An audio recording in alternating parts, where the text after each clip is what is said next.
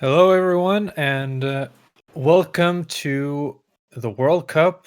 This is the second day of tours, and my name is Morty, and I'm here with Toinu. How are you He- today? Hello, I'm fine, and you? I'm very much fine myself, and I am super excited for this group we have for us today. We are doing Group N, and We have some nice players tonight. We have Flynn, we have Cycling Fan Italia, we have the Track God, John Vigno,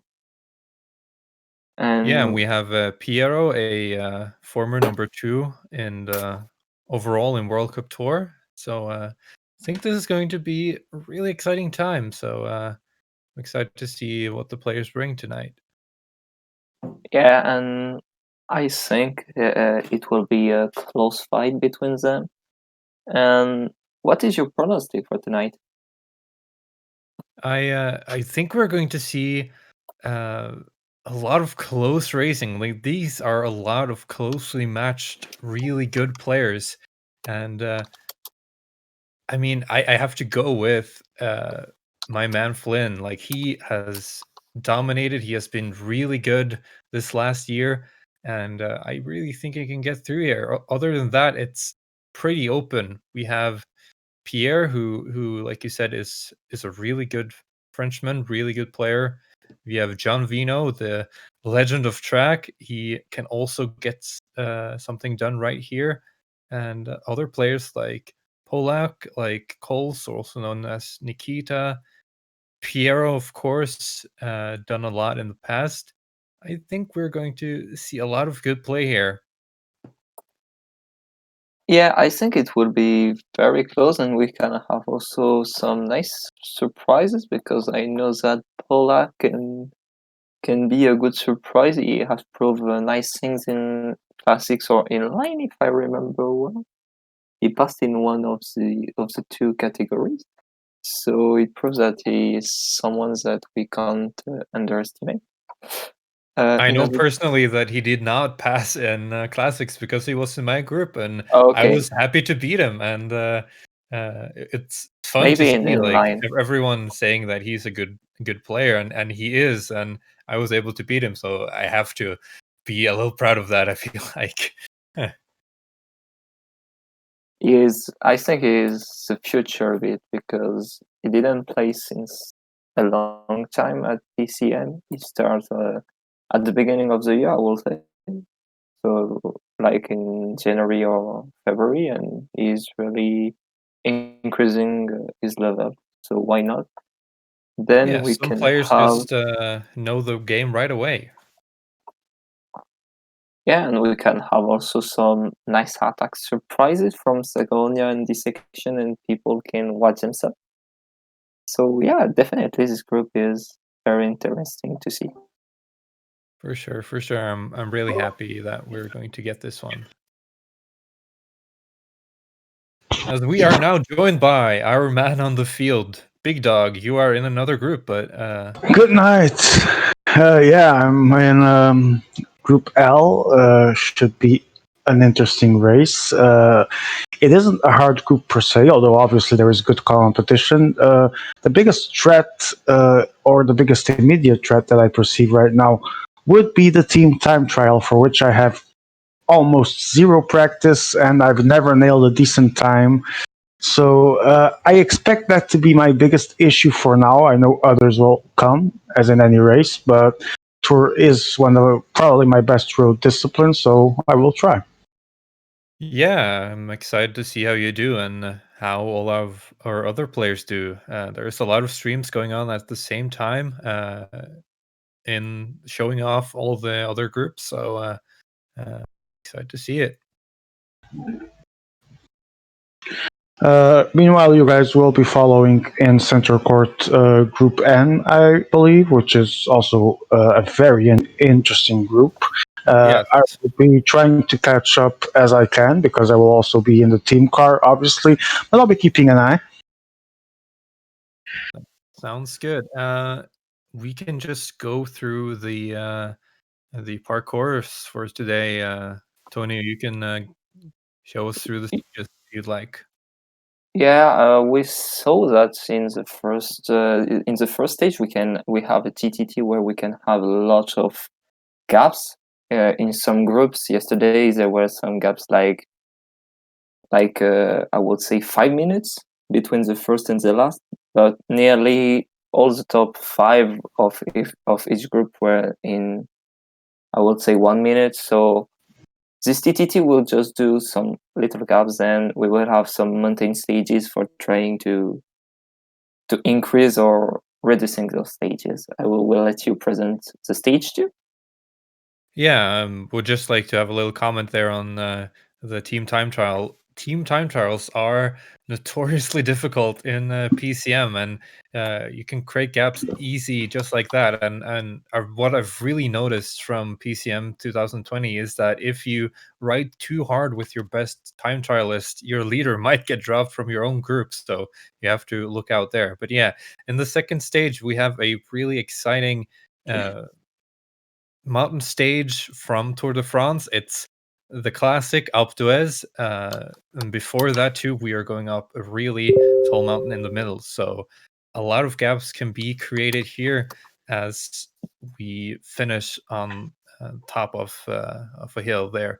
So I'm excited to see what the players do. It's not that many mountain points to be gotten on the second stage, but definitely a long one. It's 220 kilometers, and there can be gaps created there.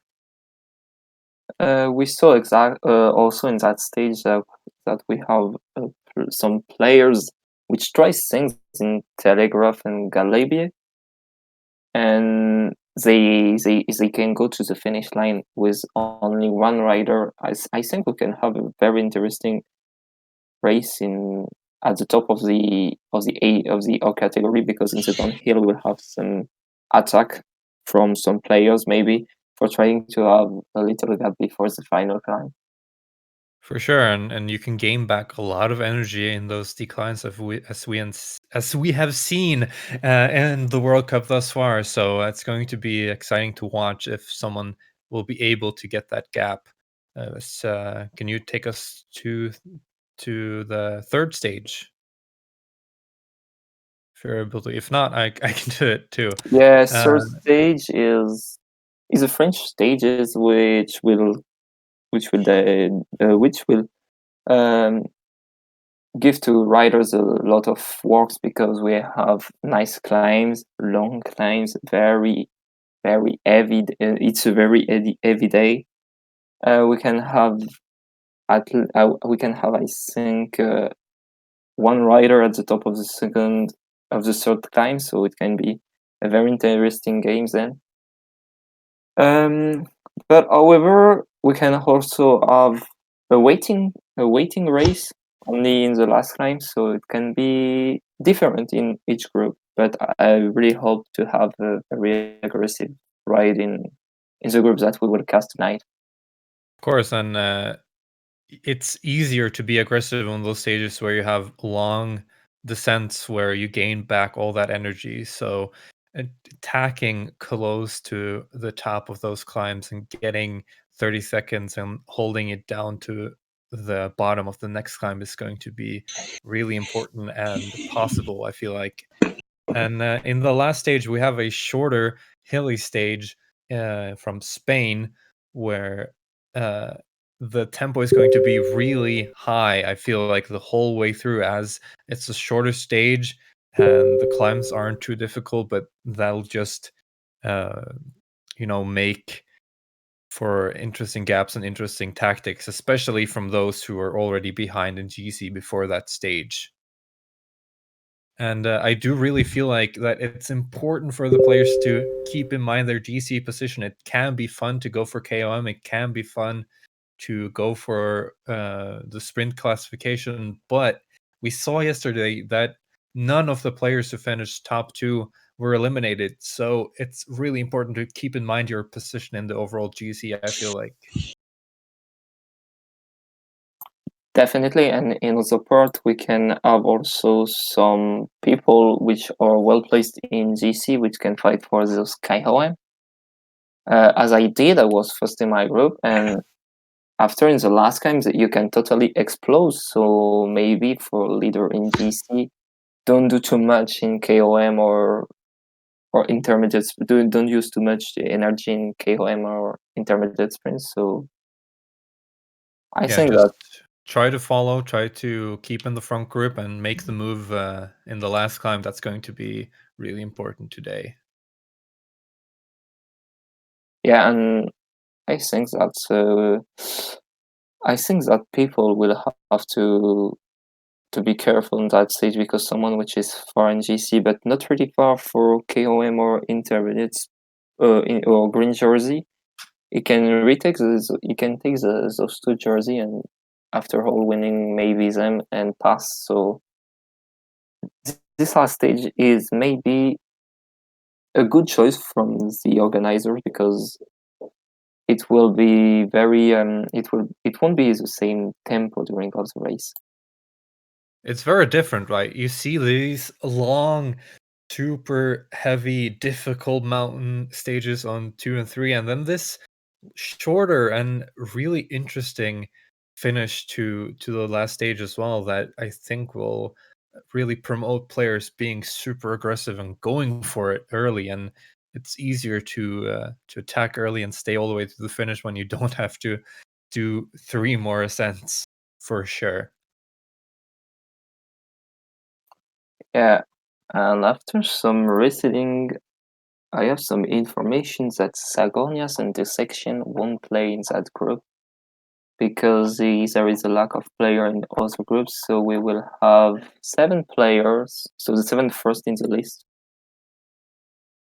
So Flynn, Cycling Fan, Piero Chacha, John Vigno, Polak, and the Ukrainian guy, Coles. Yeah, but this group is still going to be really packed with a lot of talent, as we still have really good players left. So it's going to be exciting to follow here. Yeah, and I think that we have maybe everyone. We will start the stream, I would say. Yeah, the race will start. Yeah, they In had some to create a segments, new lobby, it seems like, so they're going to get yeah, back into it. loaded AI on them. Now, as a person who's really terrible and does not know at all how to ride team time trials, could you come with some tips to our viewers on how to ride those stages? First of all, you have. I think in this time trial, it's important to keep some energy for the hand. So the goal is to use maybe the best. It's to use the best TT rider, and then trying to relay all people.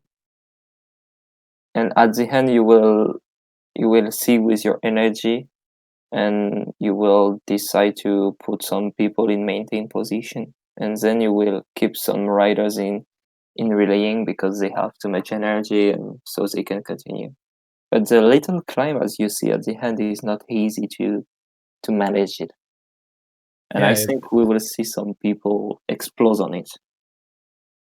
yeah, it's classified as a flat stage, but the last part of it is more like a false flat where a lot of energy can be wasted quickly. So it will be really important for these riders, like you said, to keep energy for the last little while, or they're going to lose a lot of time, as we saw some players do yesterday, over 2 minutes, even 3 minutes here. So it's important for them to keep their calm and be ready for a difficult finish. Yeah, and also in the last four splats, there will be some. There are some strategy, maybe. Oh, we see that EMEA decided to take all battle riders for the TTT. You could just take one rider, but no problem. Um, He wants to be competitive too. No. he wants to um, win.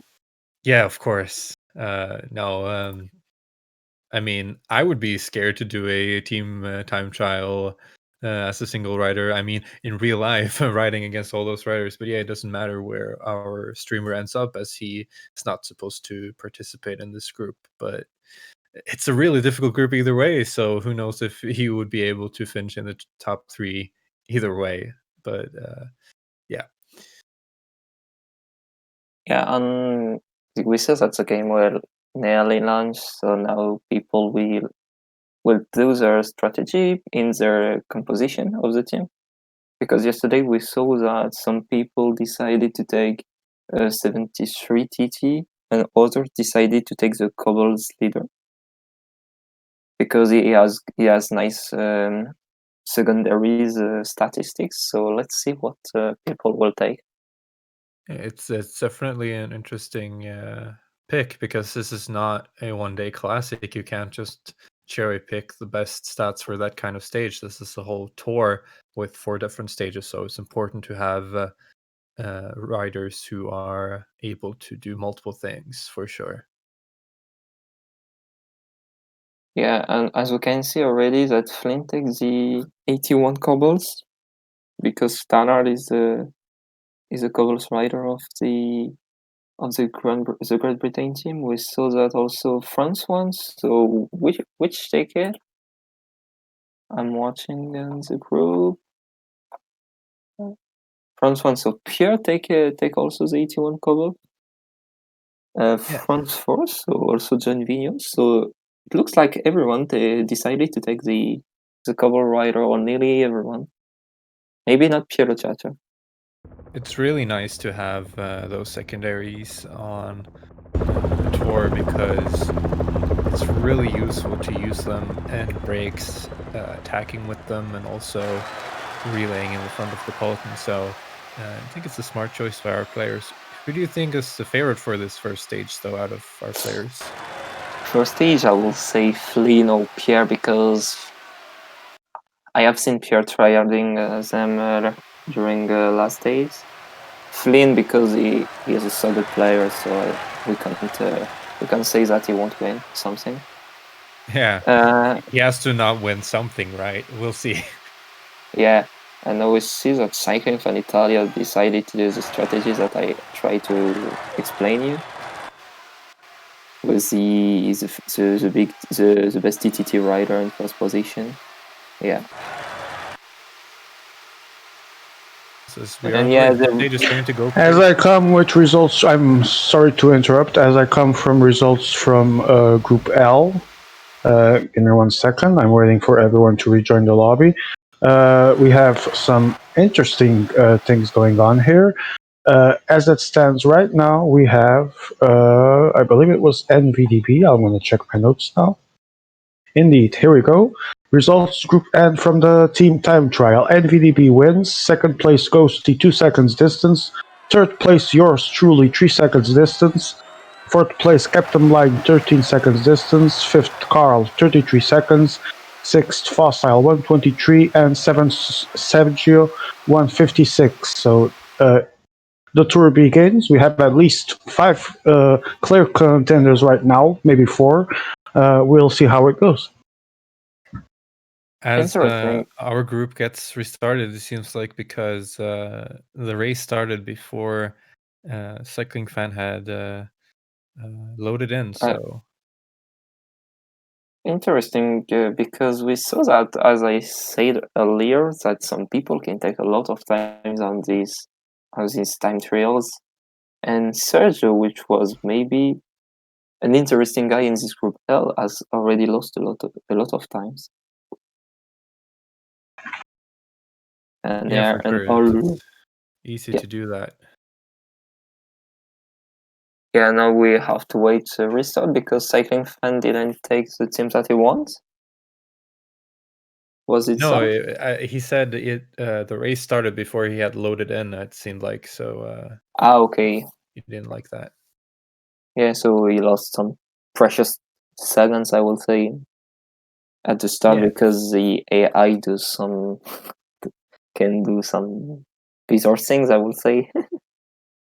Yeah, it's definitely easy to take advantage of the CPU if you ride offline for sure. So you want to have control of those riders yourself. Exactly.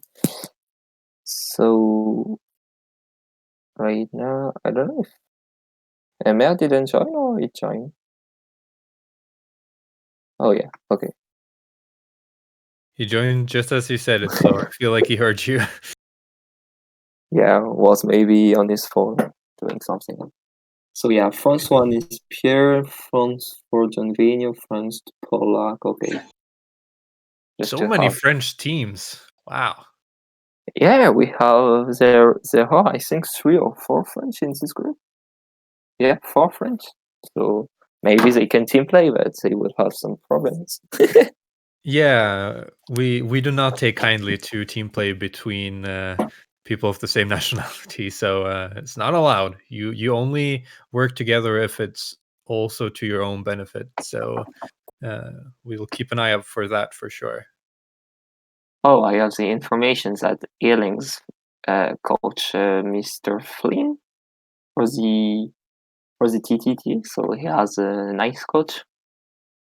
No, So maybe we'll have a good strategy.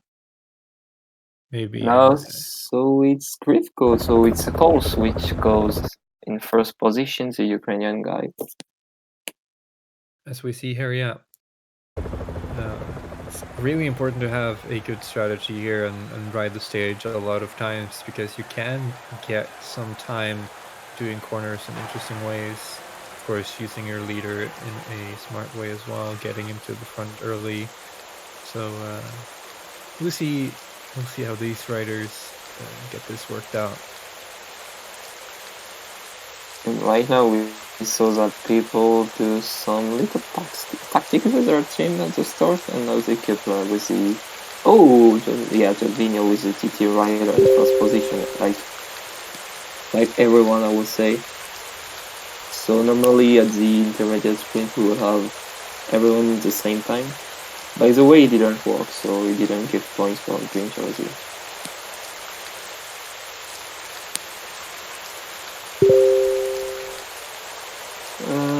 And for you, which is the favorite of the stage? I do really like. Yeah, I did. I do really like Pierre. His team time trial skills is really high level, but can't count out Flynn, of course. But I think I'll go with Pierre too on this first stage. I think he can really do well here. He practices a lot, so I guess I'm guessing he'll be mad at himself if he doesn't win here. So we'll see. Yeah, and we can see there are some wins also in this race, so maybe to see if it's in front or not, if it's possible. Because sometimes it can change a bit the strategies because sometimes you have a strategy for a special win, and sometimes it didn't work when the win is higher. So why not? Do you think that the winner of this TTT will be able to keep the leadership to the finish line of this tour? I mean, especially if they do get 30 seconds maybe, but it's unlikely that the best players will lose that much time here. And I do think it's quite possible to catch up a lot of time in these mountain stages we have. They're long, they're difficult, you have to manage your energy just right, so it definitely, of course it's possible if they have good mountain stages after, but I think those mountain stages are going to be the most important of the day, and this team time trial is just a nice way to get everyone going and see who has energy today. Yeah, and we will have now the first arrive, the first guy which will arrive at the finish line.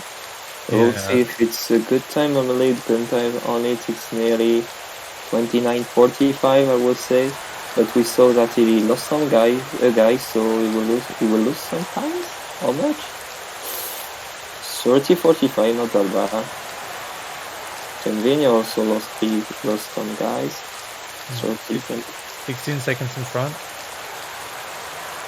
Now Polak, perfect management. 9 seconds there. Oh, Pierre in good position. Oh, he died on the line. Oh, 2 seconds. We take it. Piero Chacha, Nibali. Nibali, wow. Italy. Italy opens the score, maybe, and now we will have the last. No, not the last. Cycling final looks a bit light. Oh, best time for cycling fan Italy. Wow, Italy has it today as Flynn moves to the finish line with In all his first, riders in in one first. clump. Yeah.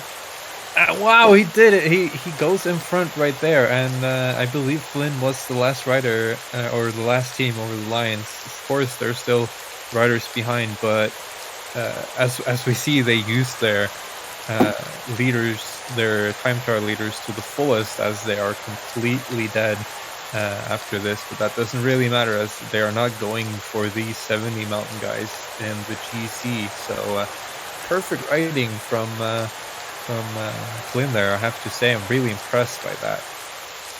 Yeah, something that is also impressive is that everyone is only in 45 seconds. In some groups, there are some guys which lost a lot of time. And in this group, it looks like it's a close fight. So it proves that we did a good choice to take it as a center core, I would say. Yeah, it shows the talent in this group for sure, and it's going to be a close race to the finish line, because these guys are elite at managing energy, and that's going to be so important here on Alpe d'Huez, of course. So Cycling Fine will have to control the race right now. No, Flynn will have to control the race Yeah. as leader. But Maybe I have to say, I'm super impressed by the Italian teams, as they were not favored before the race, and they did really well. yeah, because in some odds made by the Citibank, we saw that Piero Chacha was at 1.50, so it's okay as bet. But Alessandro was like 2.50, and it proves that we can't say that. So we can't underestimate those people, and him particularly. For sure, as we did see Pierre, the person I thought was favored before the race, his riders did kind of die before the line, as you mentioned, and that cost him. Yeah, but Pierre can do also some nice attacks in mountain stages.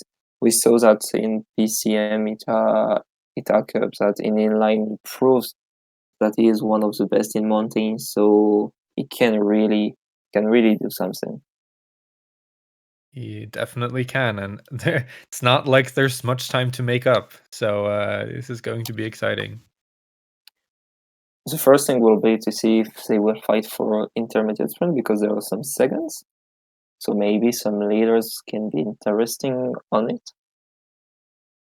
But it can be also narrow for later, because if they use too much energy for fighting for it, they can lose some yellow, which can be very important for the end of the stage.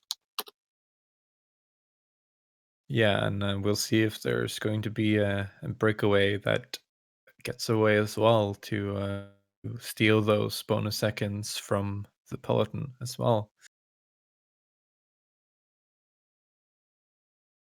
And yeah, these climbs on this stage and the next stage, they are brutal. We saw in classics a few days ago, the Lombardia stage. It was really hard, but these are longer, and the next stage even has some steeper climbs as well.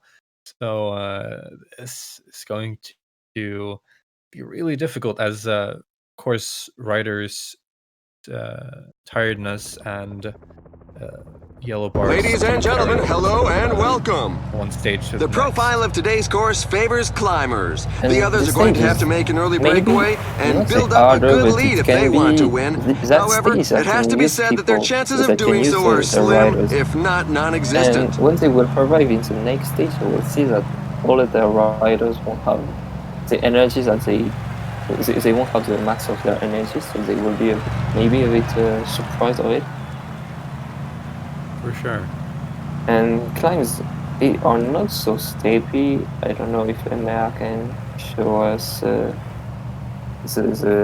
climb of the of the Galibier, or exactly, they are not so stable. There are some red, but and Pierre already dropped. Yeah, Okay. that's what happens when you don't pay attention at the start of the stage, or you're maybe controlling some other riders. You get dropped just like that, even without people going super hard. As we see Flynn sitting in front with Danard, who is in yellow, but it's not his leader, of course. And I think Fine already placed 2 leaders. Yeah, the yellow guy, he's a cover rider, no? For Looks Flynn, like. it's Danard, yeah, the couple rider. Definitely, because a leader. Oh, the attack from here, by the way. And Nikita following. Yeah, I think they are just fighting. A rider maybe just for the launched KOM. an attack. That can definitely be the case, as you do get some points for that, and you do get points for winning the overall KOM and all that, but I do still feel like the most important thing here is getting that top 2 in GC, because everyone who did that yesterday finished top 3 in the end and got through clean as a whistle. So it's the GC that is the most important part for these players, but it's of course fun seeing them go for KOM as well.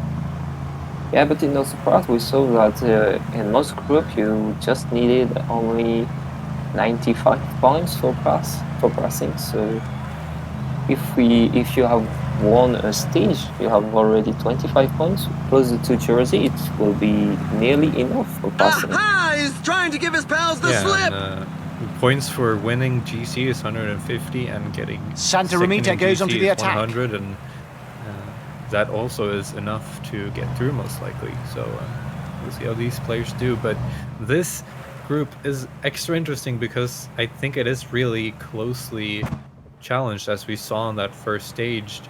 So maybe that isn't enough here, because it's really competitive. We'll see, as there is some chaos now trying to get the break back. Yeah, it's a pull-up, and yeah, some people stop pacing in front. So will they let? Yeah, 2 point. Piero Chacha is out. Is it 74 or 78 maybe? Yeah, there are some riders with 78 in the front there, looks like. Yeah, it's a Polak has it. Here's Martin. Pierre has his 74. Didn't look for second time. Maybe he has his 74, so I think it's something like a meta to have his 74 in the break. I'm kind of getting scared. The pace is so high already, but this stage is going for another 200 kilometers. These riders are going to be completely dead at the end, I think. Yeah, and that stage will, and all the energies that they're doing right now, they can pay it at the end of the stage. So by less helper in some claims, by, for example, less energy than other people. Acceleration by Seneschal. And the Platon is back. Platon is back, yeah, after John Vino rode super hard to get them back. So it was starting to get dangerous there, as the breakaway was almost as big as the Platon, as we see some more attacks there trying to get more KOM points. Yeah, but going there. We saw also yesterday that there were some people which have 6 minutes ahead at the bottom of the telegraph, and the other come back and they finish at like 45 seconds in the help. So you can have big gaps, but it's not sure that you will be able to win this stage. No, another sure. time, Flynn is. Oh, Flynn, maybe. Oh, and he strategic, because only the first rider count. Only first rider count for KOM. So he lets the point for Cummings, which has now 6 points. I believe so, yeah.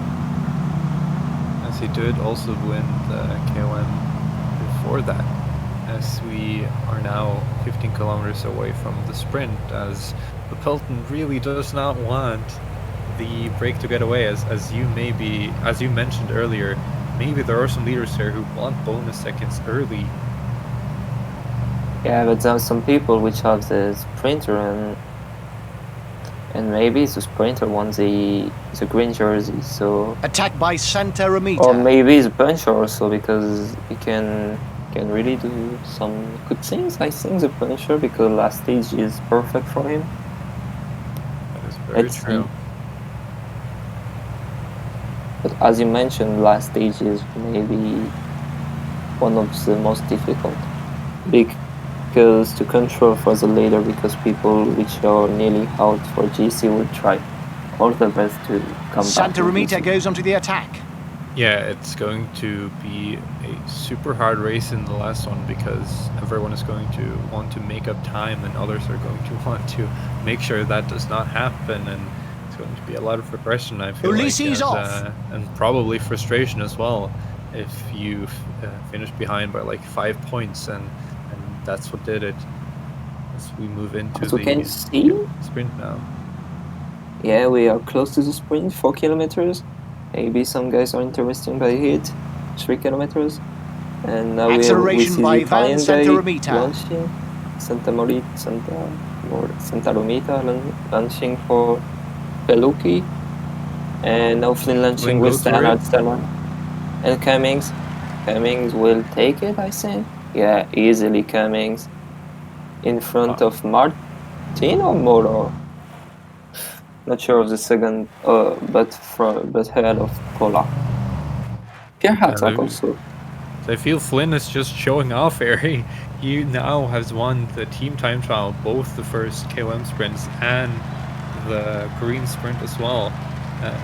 He is winning everything at the moment, but we'll see if he's got it with his leader in the end, as the break now is getting some more time. Maybe the peloton is okay with letting these guys go. Oh, there is a 78 mountain, so the break can be a bit a danger for others. Definitely, because in the two next climb he can wait, and then he can do a really hard push with his leader, and maybe being with 2 guys at the top of the O category and others only with 1. So definitely we will have an interesting second part of race, because right now the breakaway is taking some time. Yeah, they have around 5 minutes right now. There are 3 more guys trying to catch up, and remember, even on neutral race day condition like our riders are on here, they still get a +2, so that 78 mountain is all of a sudden 80 mountain, and this is really good up these climbs later, so can be dangerous letting those go by 5 minutes, but it seems like the peloton is okay with it. Yeah, but maybe in their head, the last stage, the next stage, this next mountain stage, people will have to do too much work for the 70. The stage is way too hard for the 78 mountain. So I think it's one of those reasons why they decide to let them go easily. Yeah, it might be smart for to use him on this stage to try and get a stage win maybe from the break, if you know that the next stage is going to be way too hard for him anyway, so why have him as a domestique at all? So that is definitely an interesting point of view, as we'll see how far this break comes in the end, as the break is almost as big as the peloton once again, but I mean, all the main leaders are in the peloton, and those guys are going to make up a lot of time up these hills, as they also have really good downhill stats, so I think they'll be fine. Oh, and we saw that Pierre has his 78 mountain in front. Does John Vigneault has his 78 mountain for trying to ask to help in the chat, as we can see? I think it's the case, and it's Piero Chacha which is riding behind in the peloton. Yeah, as you won't see everyone putting people in the brake. Me, myself, I'm usually too scared to do that because it's difficult to multitask and pay attention to both the brake and the peloton at the same time. And especially in those climbs, if you don't pay attention in either one for like 3 seconds, all of a sudden you're dropped. So it's showing the quality of these players that they're able to do both at the same time. Yeah, and it's sometimes difficult because if you want to play a KOM and behind they are accelerating. As Nikita tries There's to a rider attack trying to from break away from the main group, bunch. but that's a long way to make up with one rider, I feel like. Oh yeah, 4 minutes, it's a bit too much for him. I do think so. He's going to tire out here when he has about 2 minutes left, and then the rider is dead. But it's only a 68 mountain guy, so it doesn't really matter. Or did he only do it to get water? I feel like that's an interesting way to get water. Yeah, sometimes people can do that because in the Platon there is some bug for taking the water. Yeah, I have noticed that. It's really frustrating. Yeah, it's more likely in downhill it happens. So yeah, when you want water and you're like, no, can I have my water please again? Can I have my water? And you're doing your cute highs to the game. Yeah, the rider just tries to get some help from behind, getting his hand up, and no one is coming to get him some damn water. But yeah, I don't know. I don't feel like Nikita is doing anything here, as he has 26 seconds to the peloton, but is in no man's land. Yeah, definitely, it's just burning a rider right now. Nothing more. But Piero Chacha is the only one which is doing the pursuit on others. You could ask some help maybe to cycling fan or Finn, because they don't have their 78 in front, I think. If I saw well, at least Flynn didn't have him. Flynn did not have a 78 mountain guy in the breakaway. He has his puncher and his cobble rider. Yeah, and same for cycling fans, so their strategy are a bit bizarre, I would say. They could help Piero Chacha. And also they are trying to defend their place in GC, so seeing the 78 mountain in front is not a good point for them, because if they do big attacks behind, it can be difficult for them to answer it. So yeah, and you can see that it may become really good for Vino and Cycling Fan to have that 7-8 mountain guy to help their main GC leader if the peloton gaps up, as those guys may have a lot of energy left that the domestiques in the peloton just won't have. So that will be interesting to see for sure. Yeah, we'll watch if in other group we have some result of that stage. But yeah, back to your point about the water, that is one of the things that I do really wish that Cyanide works on, because that system just doesn't work for sure. So we'll see how PCM 21 is going to be, as it's not too far away now, only 1.5 months away. Yeah, 1 month and a half, I would Acceleration by Van Centimeter. The 3rd of June, as Piero attacks in the breakaway, to maybe try to get the sprint points, but gets caught right away. No, you will stay here, man. No breaks. You will. There is a break, but you stay in the big break. You will play points later. But this break is so big now that it's almost like a second peloton. Yeah, exactly. Be careful in that intermediate sprint, because there is a climb before. Right now we will arrive on it, and there is a turn on the left for arriving on it. So maybe if you are ahead at the top of the climb, you have nearly win the intermediate sprint, as Flynn is doing right now. Time it just right. These downhill finishes are not super nice in PCM, as it looks like Piero got that. Yeah, Piero Chacha first. second Flynn, and third Polak or Janvino rider, I would say. Don't know. But they sacrifice already their riders. These riders are going to have no yellow bar left at the end of this stage. I feel like these riders in the breakaway, but we'll see. Yeah, but they sacrifice themselves right now. Those riders. I think it's only Cobble's rider which ride in the flat part.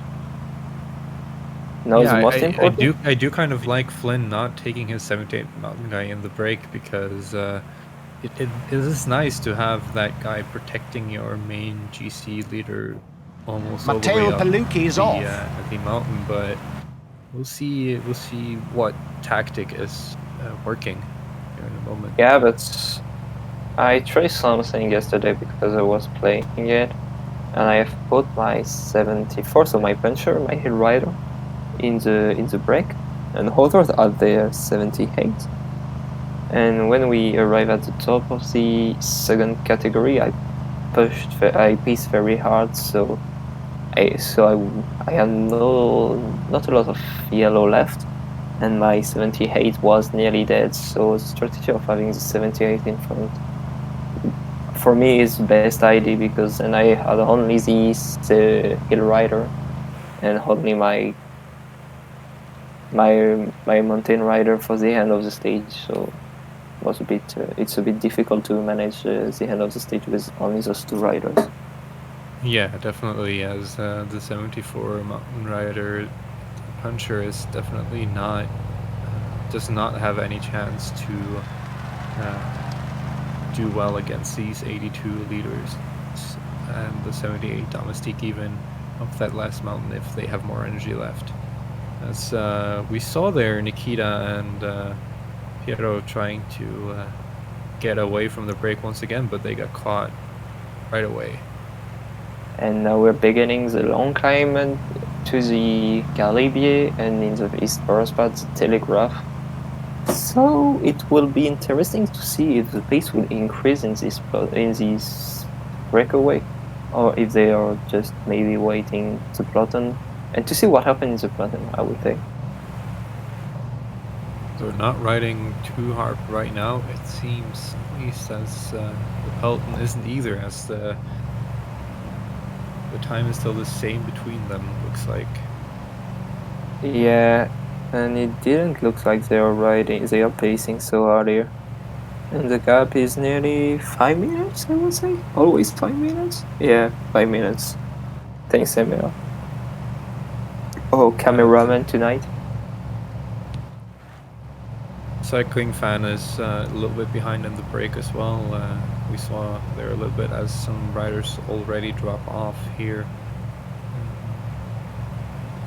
Yeah, I mean, this is a long climb. You have to do it in your own pace, or else you're going to decimate your domestiques, and if you don't have those helpers over the second to last climb, you're going to struggle. Now Piero is pacing in the Platon, maybe trying to reduce the gap with the break. It's a little bit closer, not much, as we see in the break as well. Cycling fan is turning up the tempo there. Everyone in train mode, I would say. Yeah, the behind only Kos. Only Nikita is not in train, I would say. And now Piero Chacha has decided to really pace hard. What is the reaction of other? And you can see here, like, if you don't pay attention, if your eyes are on the brake and someone just rides a little bit harder in the peloton, you get dropped right away, and using energy to get back, that is not ideal. And people are losing already some riders, and there is a little break between those two pelotons, I would say. Yeah, it's 40 seconds looks like already, as Flynn is one of the people behind there. Not nicest block. Yeah, probably not on purpose either. Yeah, not wanted, but it was just not very nice for him. As Polak has no help riders left, actually, as his main domestics are in the break. So Bardet is all alone. But he's back right now. Yeah, but the break has already lost all his time. Look at that. Only There's an attack in the group at the front. And Pierre is accelerating behind. Cummings will take the points. And I think I saw Pierre trying to accelerate. No, okay. Look out, easily he's breaking Cummings away. will take the point. And the Polak is gone. Polak is gone. No, all the bludgeon is here. So everyone with 3 or 4 riders, I would say. Yeah, as Polak got his breakaway leaders or breakaway riders back to his main leader, as the yellow jerseys dropped, but that's no surprise as he has only 70 mountain and was in the breakaway today. But that does not matter for Flynn. What matters for Flynn is that Yates is sitting pretty in the peloton. Yeah, and I think the yellow jersey is trying to help the 70 to come back for Flynn. Yeah, look, there were British in the wheel of the yellow jersey. Slow down for just a little bit, but now Pierre rides really hard once again. It looks like 99 almost, as he is attacking away in Acceleration the by bottom of the next climb. And yeah, something funny that he's trying to keep his. Oh no, okay, he's sacrificing his rider because I thought he was trying to keep it, but Flynn didn't react. I think he's in good position. This is the last third of the race. The team leaders have their minds fixed on today's goal. Yeah, Flynn is looking really good already. He looks like he has full control in the peloton, and he has taken all these KOM points and sprint points underway. So I think he is looking pretty good right now. And he is, and however, he's second in GC, so not a big problem for him. Even if Pierre wins the stage.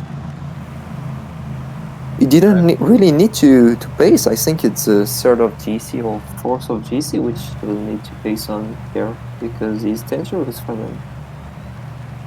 Yeah, the peloton is not going harder, however, as Pierre has 2 minutes now in the front with his 2 leaders, and that is spicy. If he has 2 minutes over the top of this climb, then that's going to be difficult to catch if he still has energy left. Yeah, but and the downhill is very long, so you can really recover a lot. So I'm not sure that's a good idea what the peloton is doing right now. But there's still 9 kilometers, or for the peloton 10 kilometers even left of the climb, so they still have 10 minutes and 30 seconds. And Flynn is pacing right now. Flynn is moving. You can see Polak the pace as well. seems much too high for many riders. Rudy Molar goes onto the attack. Cycling fan is reacting.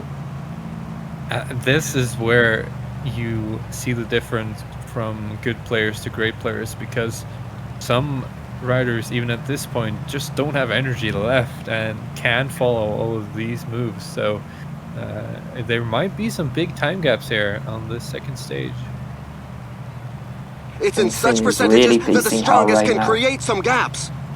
You can see it as it's under 2 minutes now up to Pierre, and he has 3 riders, while Pierre only has 2. So he's trying to make it up. Yeah, but look at the downhill. The downhill goes really to the bottom of the help of the Alpe d'Huez, so he didn't really need a lot of energy in front when he passed the O category. That is true for sure, but if Flynn has more... Tata was only 2. Okay, same for Flynn. Yeah, now Flynn also loses 1, so now everyone is the same. Everyone has 2 riders, it seems. And now Flynn is going with Froome, his 82 mountain guy, at the front really hard. So yeah, we'll see if they can make it up as they just try to use as much energy as possible. As you said, you get that energy back in the downhill, as John Vino still has 3 riders. Same as Cycling Fan or same as the Polak. because the strategy has worked. They have their riders in front, so they can keep them and they can keep them as long as they can. Yeah, and Pierre is Polak's helper dies right there. And Flynn decides to stop. Acceleration of John Vino right now, but everyone will follow. And Cycling Fan always with 3 riders. It's impressive. Yeah, like you said, he did have that 78 mountain guy in the front. Flynn alone. Oh, or at least yet it's not that good. Vino made a really smart attack there while some riders behind were looking at each other. He all of a sudden gets 40 seconds and almost gaps all the way up to the front together with Polak. Pierre is very good right now. Pierre 1 minute and 40 seconds ahead of this group. As I think Flynn used too much energy there trying to get back to the front, as you said. He didn't really. So it's noses downhill, which will allow the riders to catch their breath. But right now, if they all relay, it will be good for him. And Cycling Fan is 74. Just behind, so he can easily ride with him or doing some attacks into downhill with him. As right now, Flynn gives direction to everyone else, we see. And right now, Flynn is in bad position because if the 74 off. And he is back. He is back, the 74 of Cycling Fan. Look at the little Italian rider. Woo! Hello! It's really impressive from Cycling Fan having 3 riders still after that huge ascent. As we see Vino and Polak and Flynn trying to get back with some of their helpers, but most of them only have 2 riders left, but Cycling Fan still has multiple, but still in front is Pierre. Yeah, but now Cycling Fan will use his policy. Nice strategy from him, I think. For sure. Pierre shouldn't wait John Vino. Pierre is doing maybe a mistake by waiting Vino. Because he's losing his gap of 40 seconds. So 1 minute and 30 seconds is losing it.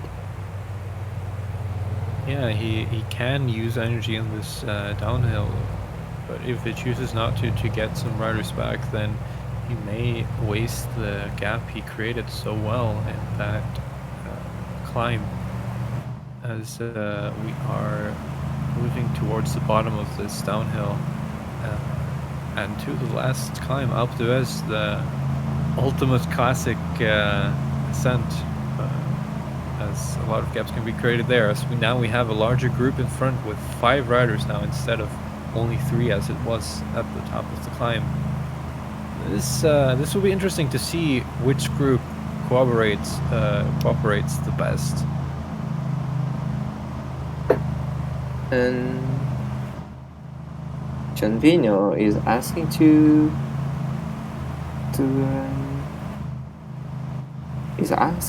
Polak to ride. So it's a bit bizarre to ask to the Polak to ride because he's alone in front. In front, it's I believe Vino, Polak, and Pierre all have riders. Yeah. The 5 riders.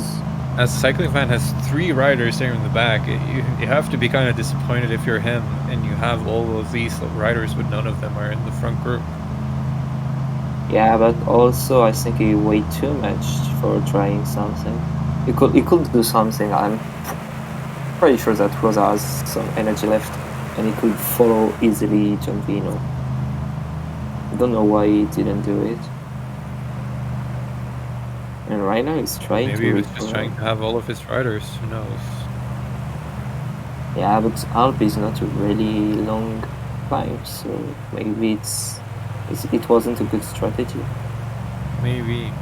We'll see how it works out for him here, because if he has 3 riders, as the only person who does that at this point, and still doesn't finish, that's one of the first, that's going to be pretty disappointing for him, I feel like. I'm coming back in front. Yeah, everyone is riding, even Polak.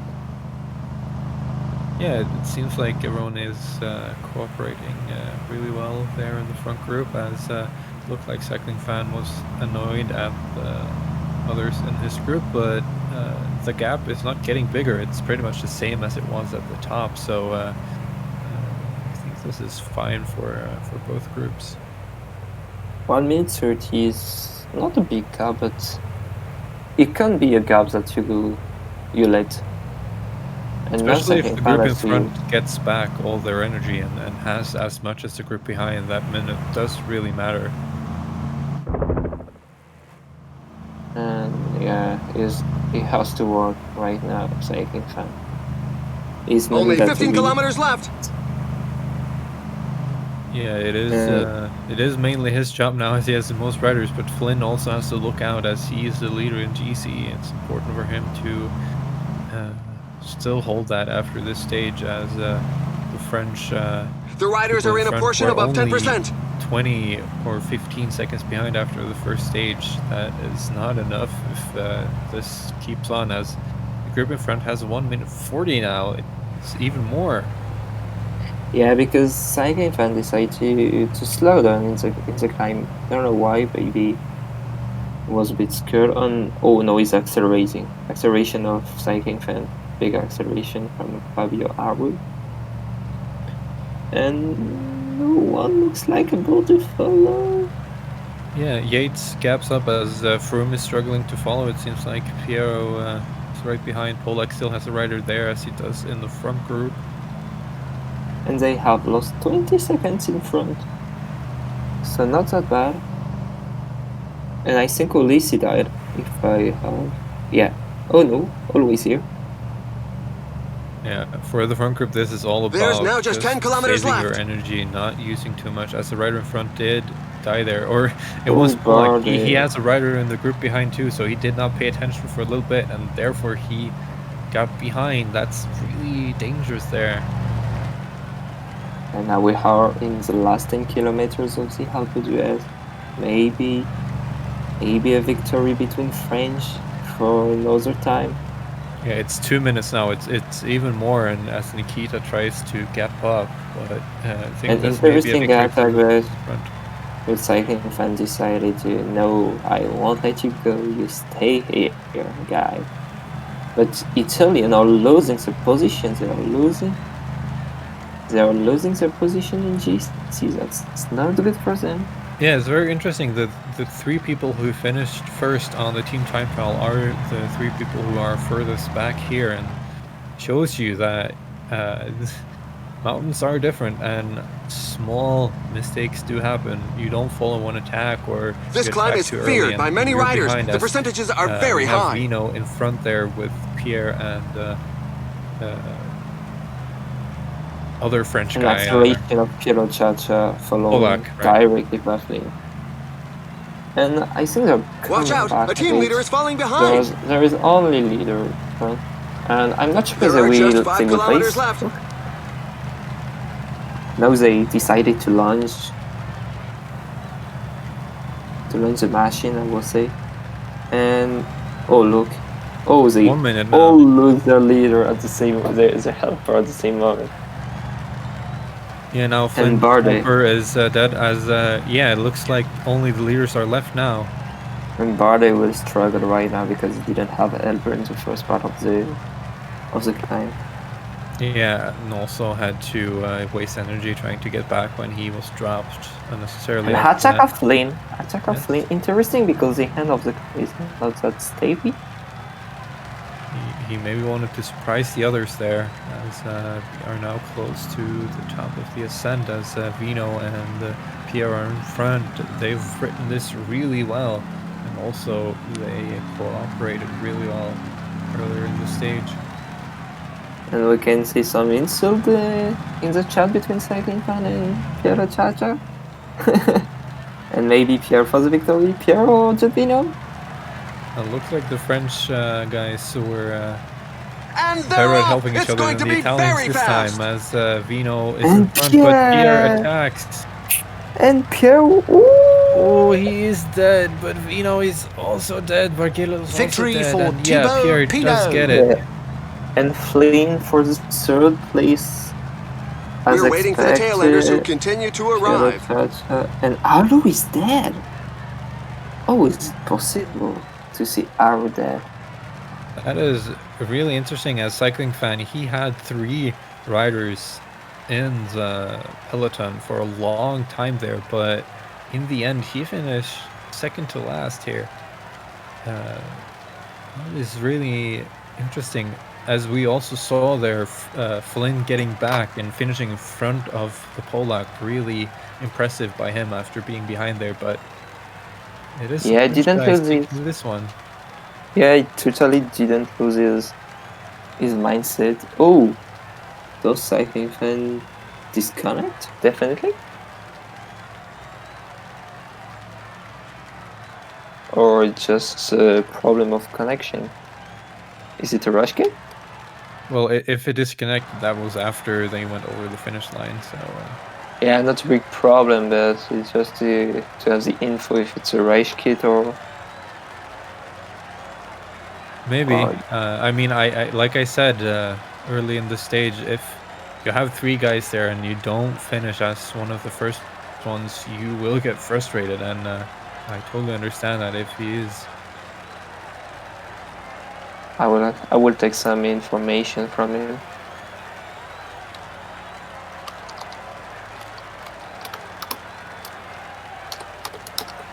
I will ask him.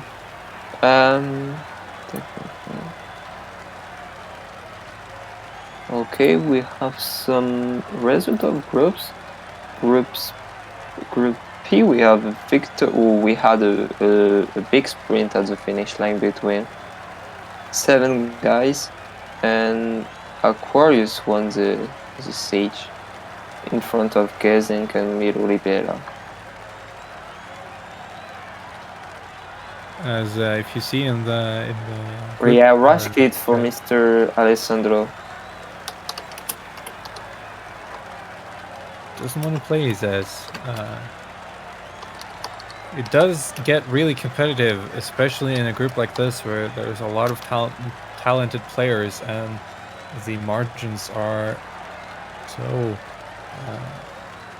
so little between each one that if you are the one who finishes second to last, of course you're going to be frustrated, especially when you also had more riders left. He did ride the stage really well, but didn't feel like he got help from others, it seems like, so it's frustrated. Yeah, and Now I for the race think highlights. that also because he was close to. He used too much energy by trying to attack with Aru at the moment in the climb, and he definitely maybe lost his mind. And then when he was with Piero Chacha, there are problems between them two. For sure, as it now may take some time before we get to the next race, as he has to What get is the back in. GT right now? So Pierre is leader in front of John Vino and Flynn.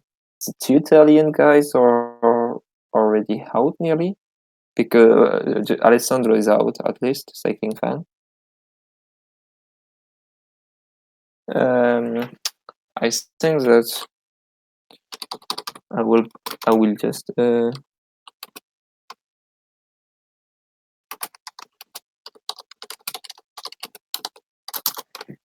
I just looking for if I can just try to manage it. And how was your World Cup since now for you?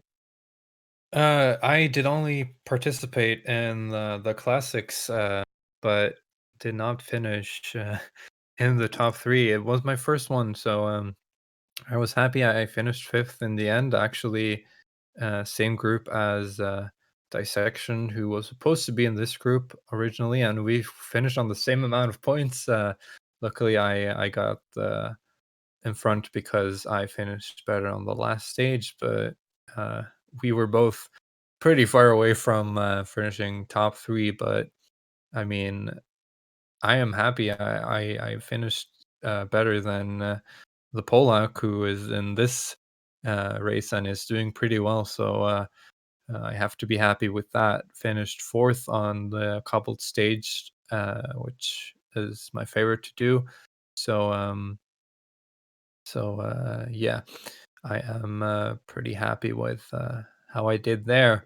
I was not wanting to sign up for inline or tour simply because the competition is so fierce, and you practice for a long time, you ride super hard for 200 kilometers, and if you don't finish in the place you want, you get frustrated, of course, and I am prone to that myself, so I chose only to go for those classics.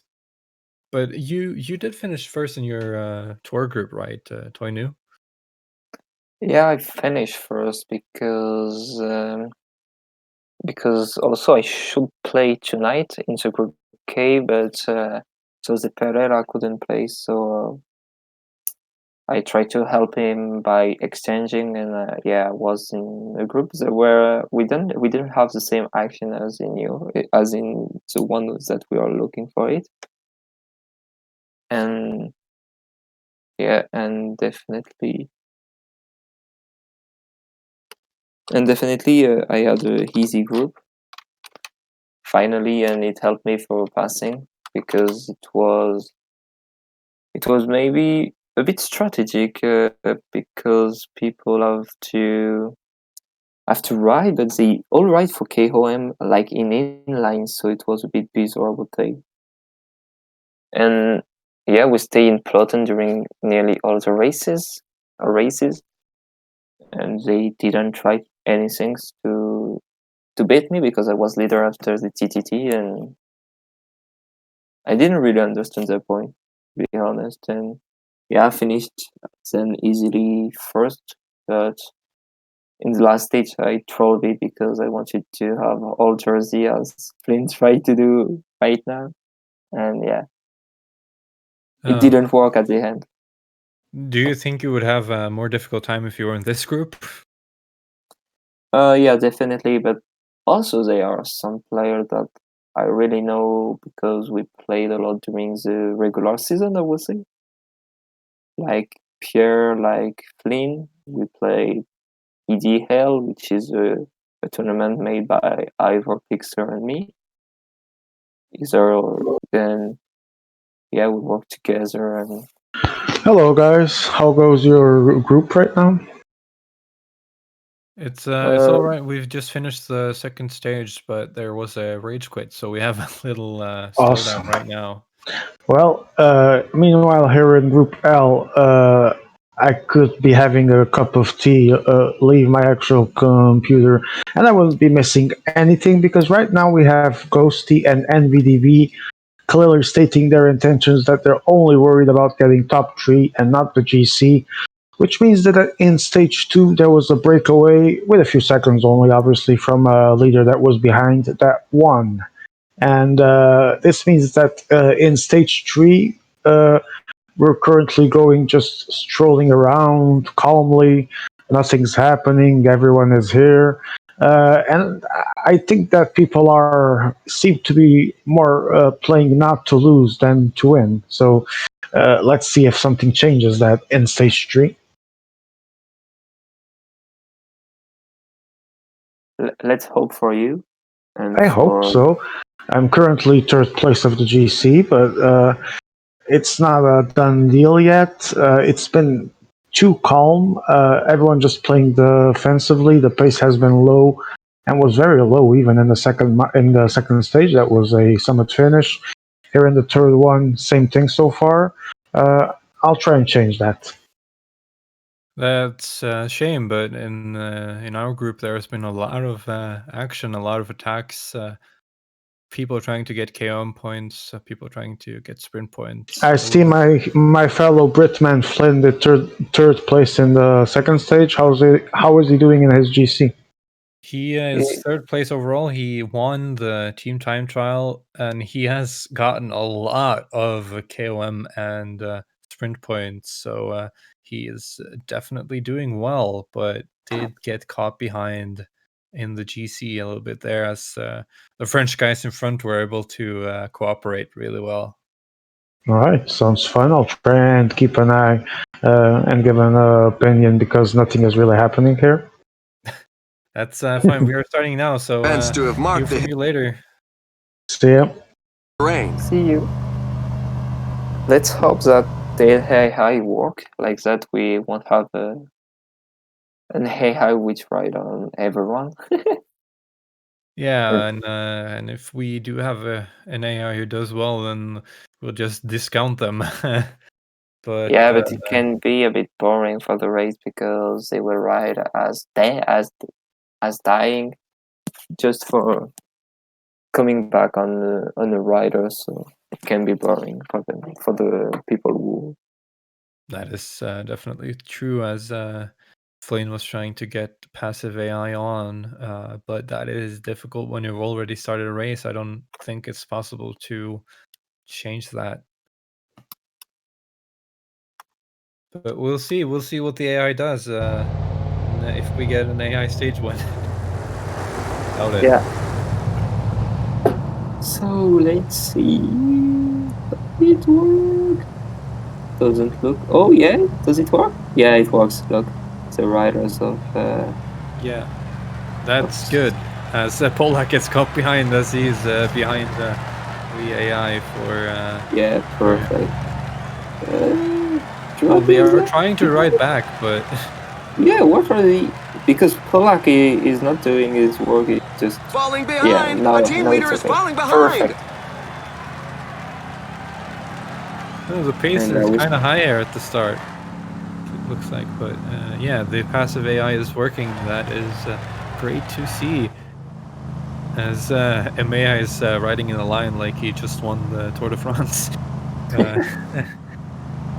But yeah, here we'll see a lot of attacks, as there is the most mountain points to get here on this stage.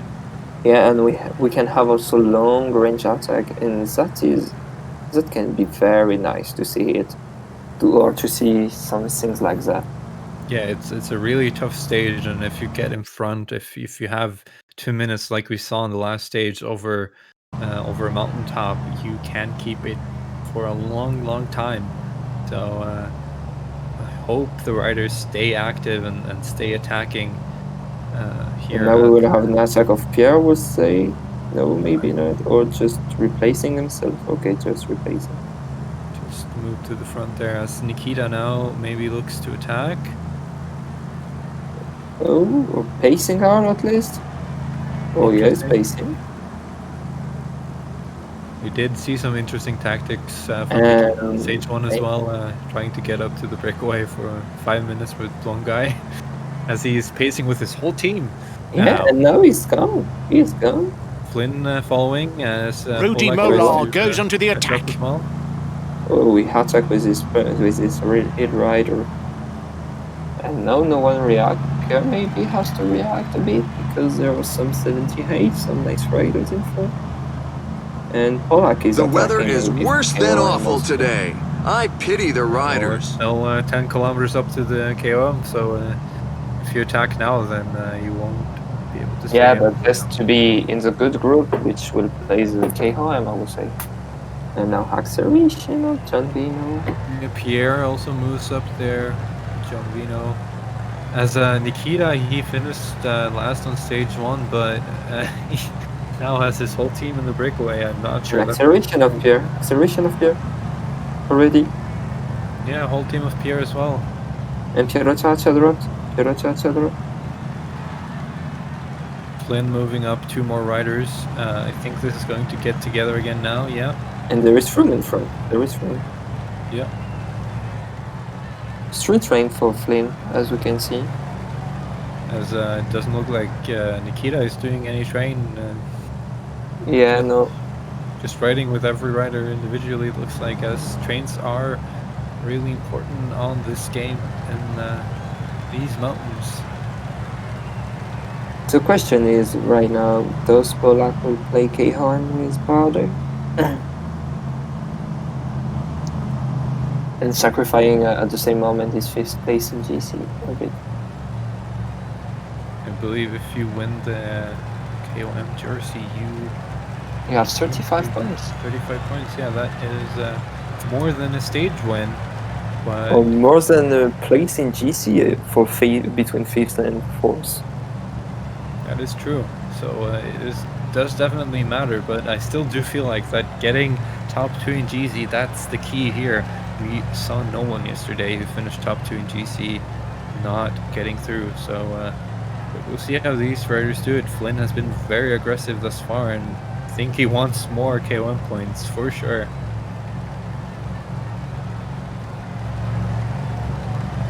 Right now, Flynn is pacing maybe because he won the KOM with Jamming. Yeah. Tax right there. I don't know if it's again. Whoa, there's an attack from inside the breakaway group. Oh, it's Things are heating up in front. Yeah, as Polak goes with 3 riders, Nikita then comes up with one of his own. As they formed a little breakaway here, as Flynn is in front of those 4 with his puncher, it looks like. Yeah. And Polak is riding out. I think he wants a KOM with Barde, which will be the logic, I would say. No, Martin for the... A rider just launched an attack! I try to follow the logic, obviously, because he has only 3 points, so... Looks like Flynn gets over... Yeah, Flynn first. And then we have Polak, which secure all the places.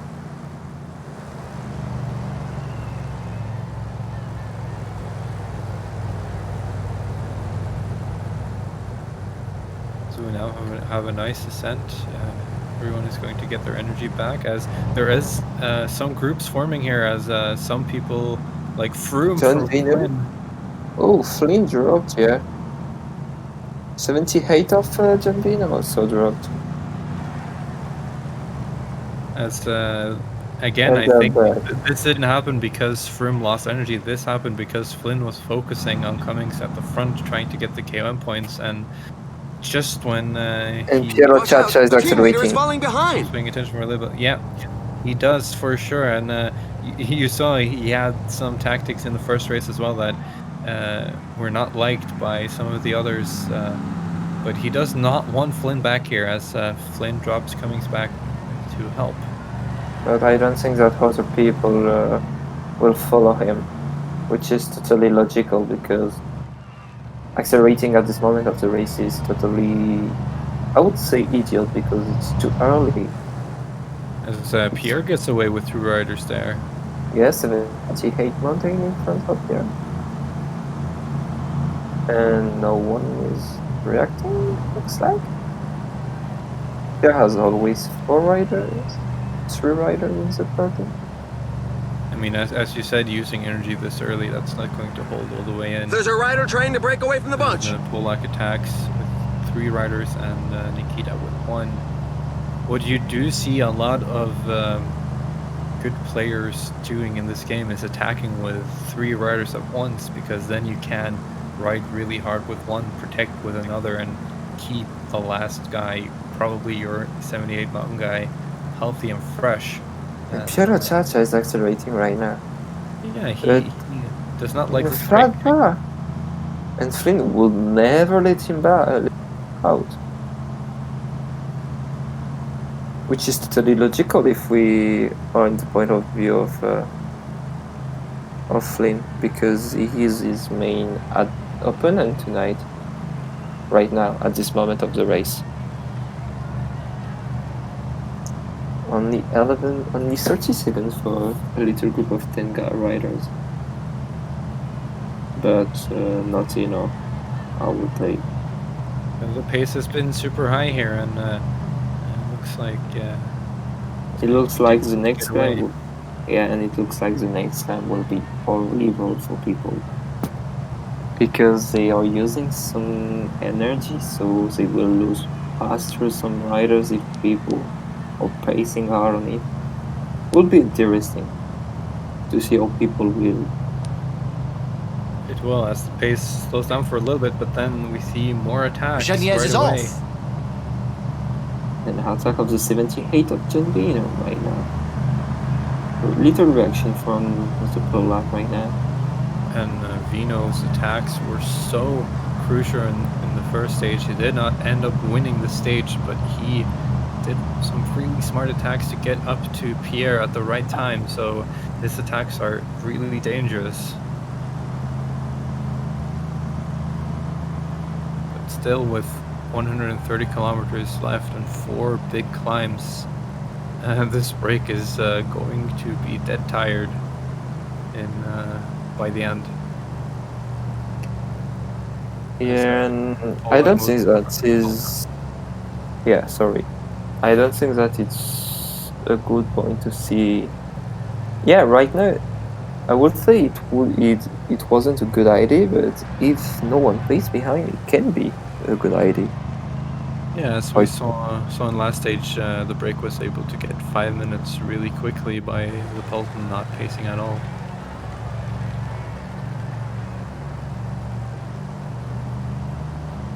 But the break only has 3 riders other than,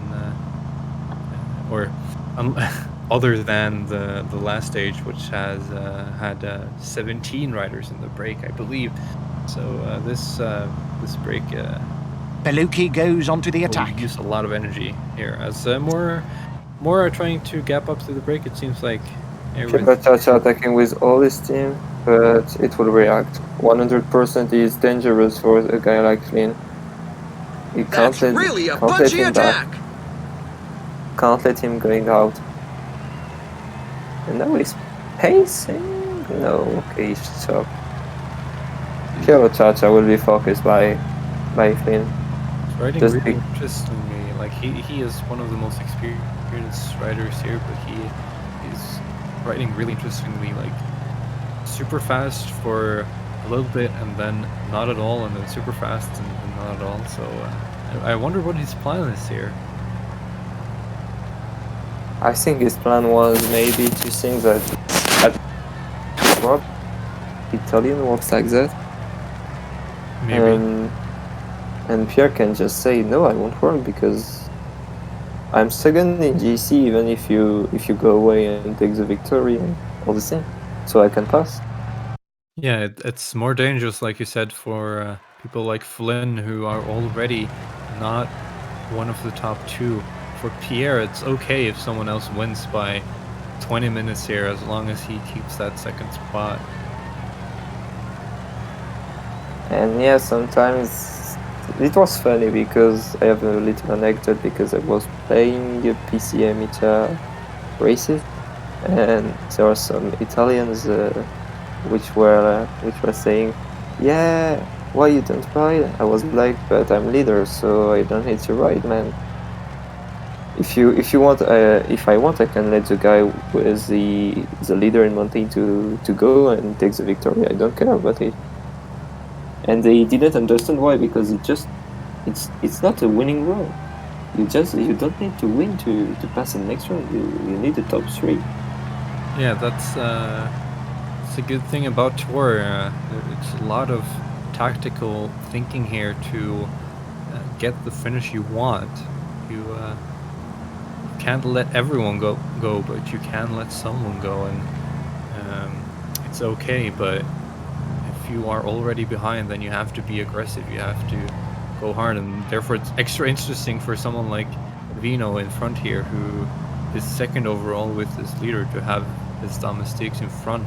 It's very fun riding for him for sure. It's not safe at all, but that's what we like to see, someone trying to take his chance, maybe taking after his name inspiration, Vinokurov, of course. Yeah, very exciting rider. And right now we have exactly the same type of races that I have in my group. Everyone watching themselves. No one wants to do the extra effort. As Nikita is tired of the slow tempo and tries to attack up, as well as Flynn here, it looks like. Yeah, Flynn is gone again. And Flynn's tactic is interesting because we see that he's playing just for passing, and Piero Chacha didn't understand what he is doing right now. I think. Oh, fucking block! Terrible for Flynn and Tauge Kennard with. Yeah, that's another thing I feel like Cyanide can work on. The blocks in this game are frustrating, especially in downhills, I feel like, and when you're going slow uphills or on cobbles, if you get caught behind, you lose so much time right away. And we are nearly at the top of the difficulty of this game. Yeah, Be Piero careful, goes Flynn, you hard can't with let the whole team. Yeah, Piero is going away another time, but definitely, yeah, Pierre will ride, and Polak will follow, and yeah, don't know if it was a good strategy from him. He should do that maybe earlier. Oh, attack of Pierre, or just Pierre riding as hell for coming back? Looked like he was riding really fast without attacking. Yeah, that Yeah, seemed like just what's happening. trying to coming back on the group in front. Rudy Yeah. Molar goes onto the And attack. Polak is Polak coming was back. Ooh, Polak is back. He's out. Carefully. Nikita is riding. Flynn's Nikita leader is is riding. caught behind, I believe, as Vino gets back there. What does Pierre is doing?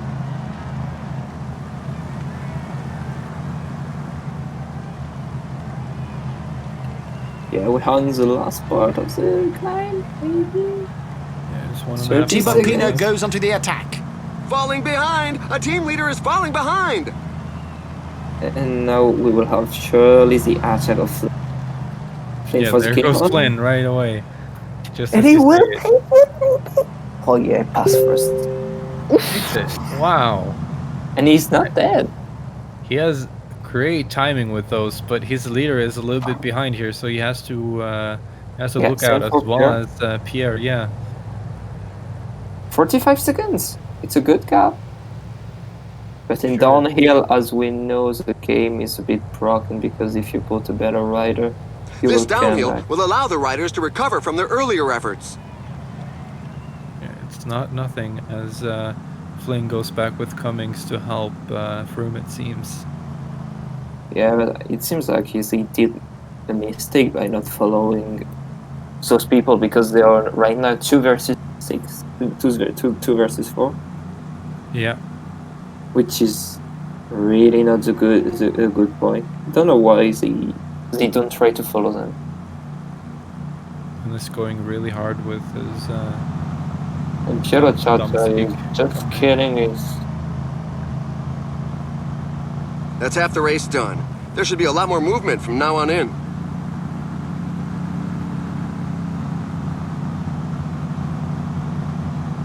as Flynn and Pierre are trying to work together here. Collaborate together. Yeah, but looks like Piero Chacha is alone to walk. Yeah. Yeah, of course, guys in front do not want Flynn and Pierre back. They know they're good players. They know they can win in the end, but Rudy Molar And goes sprint onto they the for- can attack. if they don't get Okay. back. Yeah, I think they're just playing the old board. They will take it, He's but going to take them on by use so much energy.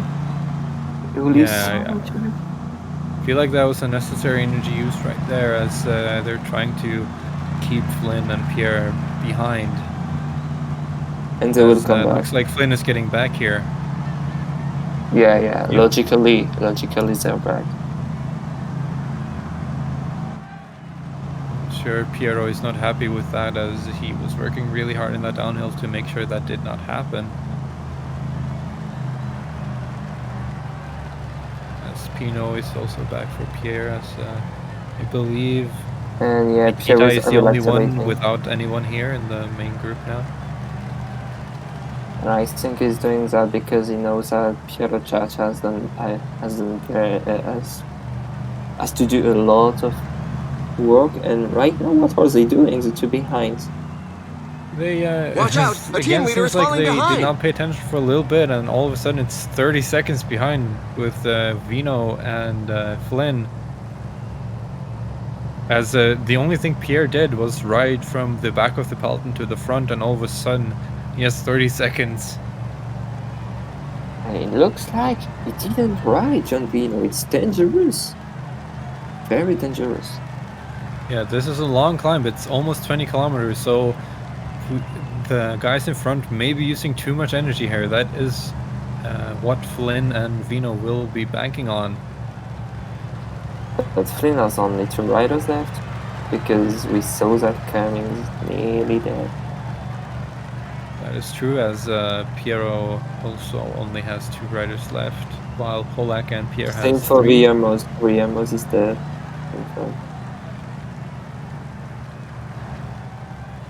Yeah, you see him falling back there.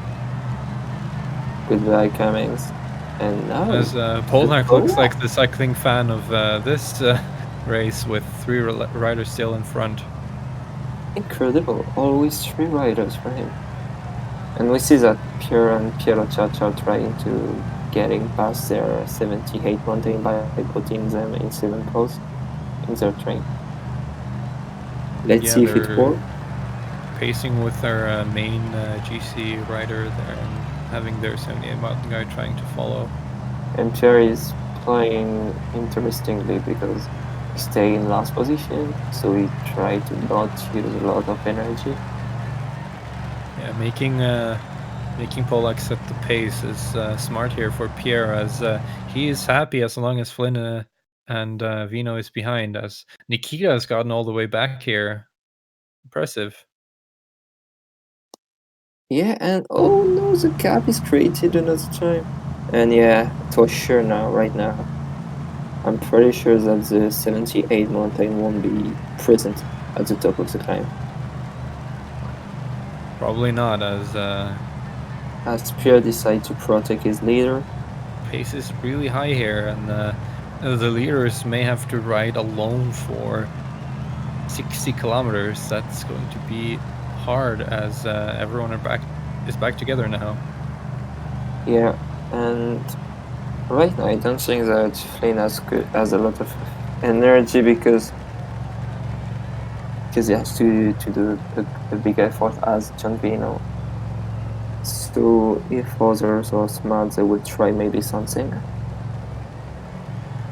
We'll see. The pace is slow right now, but you know there's going to be attacks from the top of the mountain to also get those KOM points. And we are saying that John Vino has done 3 taxi for Flynn, but also he has 3, so he had to do the work. That is true, and you wonder how much energy Flynn and Vino used to get back. We'll see here who has the most energy at the top of the climb. The question is, they will fight for the KOM or not? I think Flynn wants them, at least, if not anyone else. John Vino will want them, I think. True. He is in the an acceleration of Piero Ciaccia. Yeah, that was really smart there by Piero. While no one were going hard, he just tries to go and get some time, as worked earlier as well. As now, all of a sudden, Does it protect his 82? That's a question. No, so... No, the 82 is in front. Yeah, so he thinks that his 78 can arrive at the top of the climb. Let's see if he's right. They're close now. As Pierre goes super hard there. Yeah. It was Pierre for a little time there. And John Vino now, right now. John Vino is doing the effort. The Polak losing is 78.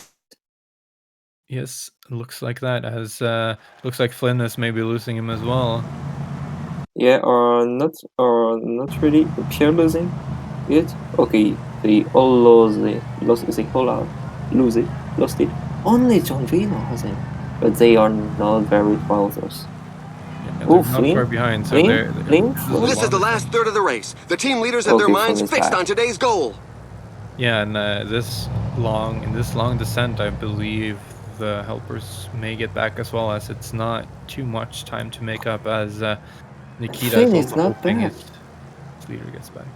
yet. Come on, yet. Let's go. He's back. Warren But right Barville now, goes onto the Gianvino attack. has 2 riders, and others has only 1. And we see that the Ukrainian guy has been dropped also. Yeah, he was also dropped earlier in the climb before, but got back. But that used too much energy, so he could not keep up to the top of the climb. As he is trying to gap up, he's in the middle of the 2 groups right now. Nikita with his leader in the white jersey.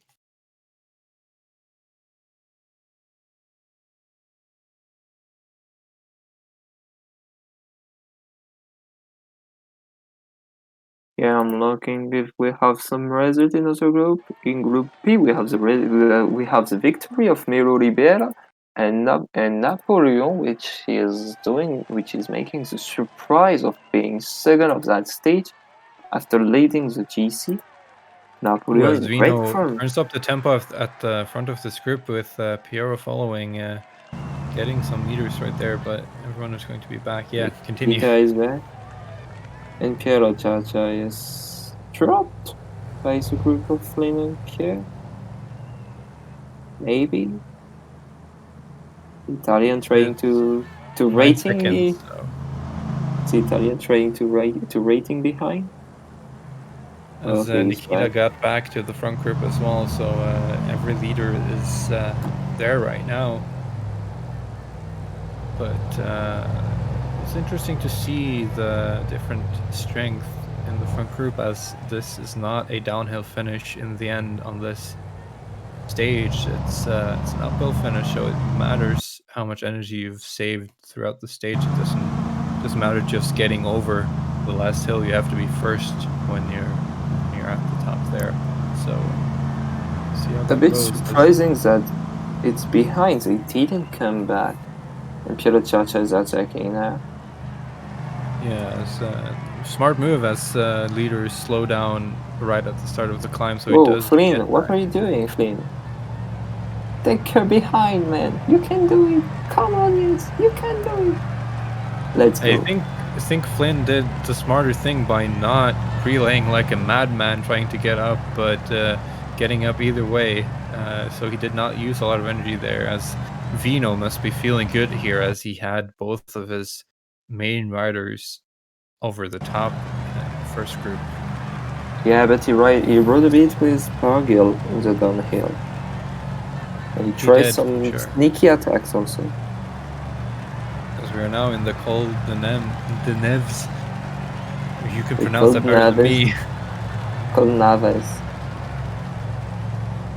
As this is a 12-kilometer climb, and 8%, so yeah, as other climbs. Flynn goes. That's a smart move. No one were paying attention to him, and he get 15 seconds right away without really going super hard. And Gianvino, he has to react, and he's accelerating also. Yeah, Flynn is still going hard, as Vino is not able to get up, as Flynn has 30 seconds to the main group of leaders right now. And what happened behind? Does Pierre decide to not ride, or is it maybe? It looks like Flynn's helper is dead as well, so now he just has to go with his leader. No, he's not dead. He just didn't have any red left. No, he's dead. Yeah, it looks like it. But that was a really smart move. He did sacrifice his helper, but Flynn does get some valuable time early in that climb, and if he has 30 seconds by the top of this climb, that's going to be difficult to catch. Yeah, and I think the attack of Flynn is maybe strategic to kill all helpers. As you see, Vino's helper does die there. Pierre's helper also is tired there, as no one has helpers left. Yeah, so the strategy has been interesting from him, because he knew that before the beginning of the climb, that if he has to wait before accelerating, or if he has to wait a long time, other helpers could pass, so he has to try something at the beginning of the climb. really smart moves, similar to what we saw from Pierre on that last stage, as Vino tries to gap up once again. But reaction of Polak and Nibali also. I think that John Vino is doing maybe too much work. He can pay it at the end of at the top of the climb. Yeah, he is the one who has been working the most, as Flynn is close to the top of the mountain now. Can he do it? Can he do it? Yeah, will do it. Flynn will take the point. I think he is dead at the top. Yeah, but he does definitely have 20 seconds. Yeah, but who will ride in the downhill? That's the question behind. In the downhill, you can recover a lot of energy, so why not? You can do it, Flynn. Will they cooperate? As Pierre looks like he is the most interested in working in the downhill for now, at least. I think he shouldn't work. He didn't care of Flynn, as I said earlier. Yeah, he shouldn't, but maybe he wants all the glory for himself. As Piero gets in front there, it's definitely in his best interest to catch Flynn, as he is right behind him in the GC. Yeah, and as you see, it's a lot of turns is downhill, so you can recover a lot. Yeah, because PCM logic says that riding downhills uses no energy. Makes sense. And as I said, Pierre said that we can relay, but Flynn is not dangerous for me, and that proves that Pierre is in totally confidence. He is a smart player. He knows what he needs. As Vino is also in front, but it's more dangerous for him as a third place overall, and GC does not guarantee anything. Yeah, but he has the KOM. He is well placed in KOM. It's now 40 seconds. It was 20 seconds, so Flynn has gone really hard in this downhill. And now we will ride in the climb. That's the question. Pierre won't ride. As he said, I don't care of him. John Vino will ride maybe a bit. No, he won't ride also. Vino has done a lot of work. As they're just letting Flynn go, it seems like. Giving him the win almost. Yeah, they're not riding at all. Yeah, it's not dangerous. It's 52 seconds, so Pierre can let him go. Definitely. Yeah, it doesn't matter for Pierre, but it does matter for the other guys, for Polak, for... Yeah, there you see Piero going.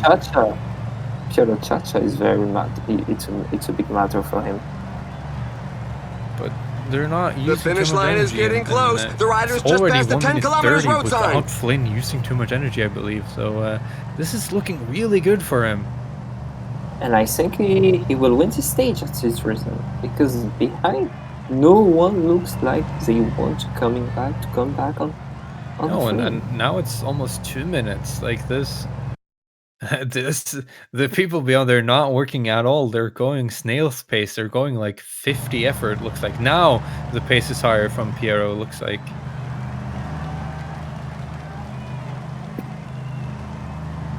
As he's going harder now. Maybe around 75 relay. Piero Chacha has to ride right now. What is he waiting? Piero Chacha and Polak has to ride. Yeah, and Piero Chacha also has to get in front of Vino and Polak as well. So he has to do something. And he will win. Flynn will win the stage. That's pretty sure. 2 minutes, 6 kilometers left. Yeah, and with 2 minutes, he gets in front of in the GC as well with a nice gap. So he is feeling good before the last stage as well, not having to do much there. As we see an attack from the group behind by Bardet, that is Polak. Yeah, Polak. And now you see Pierre reacting. 5 kilometers to the finish line. Falling behind. A team he leader is okay with one person in front of him, but not two. Yeah, and John Vino has to react because Polak is not ready for in GC, so if he passes him, it can become dangerous for him. As neither Nikita or Piero has used energy here at all, almost. So we'll see if they can do something. New attack of Pierre. New attack of Pierre. Yeah, Polak reacting. And Pierre continued his pace. Will he stop? Yeah, he stopped. There In Pierre almost goes. 2 minutes, Flynn has nearly wins that stage, and Piero Chacha is done. I'm surprised he didn't go earlier though, as he was still able to You had catch Taco Tonvino behind. Taco Flynn. Tonvino. Yeah. And yeah, if it stays like that, Flynn, Tonvino, and Pierre will pass. And Piero Chacha will be out. And victory for Flynn in front. We can say it already. Can celebrate. I don't know if he will do it. Yeah, it was a really smart attack at the top of the second to last mountain. And perfect management. He Yeah, showed determination to add this win to his prize list. As looks like Polak gets the second place. No, he dies. Vino. And Vino second. Vino in front of Pure. And the Ukrainian guy, which we're waiting for the back marker. Fourth. Yeah, he has to be happy about that after being caught behind several times. But Flynn did ride that perfectly, using that 20-second advantage to full use. That's really impressive. Yeah, definitely. And I think that we have nearly already the top 3, which will pass. It's looking good for them, at least. Yeah, Piero Chacha will have to try to do his best to change it. Yeah, for sure. He has to ride super aggressive in the last stage, as John Vino and Pierre and Flynn are looking really good here.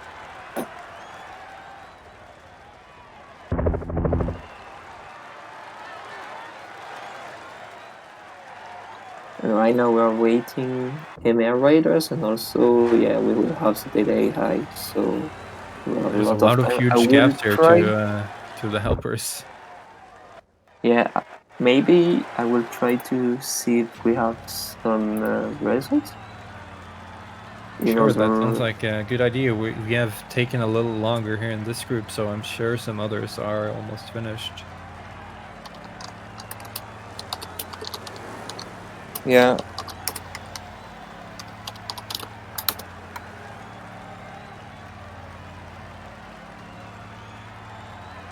Yeah, I'm asking some results in some groups because they didn't publish it, sadly.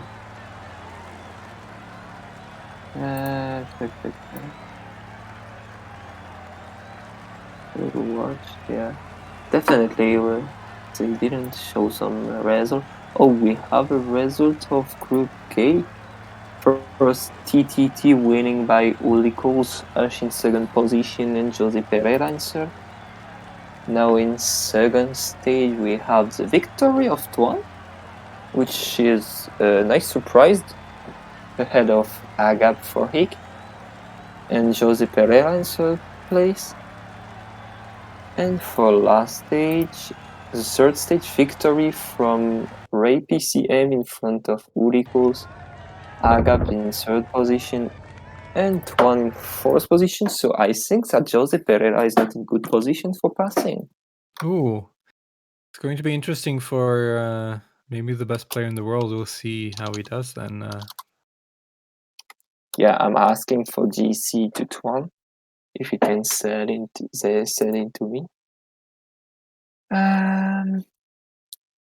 I will try to have some other results in other groups. As we'll now be able to see the GC in our race soon here as we got to the result page. Group Hell, I will ask. Oh no, the big dog will tell us some result. I'm pretty sure. Oh, we have the result of Group M. I'm watching them because they didn't put screens, so I have only export. I have to open them.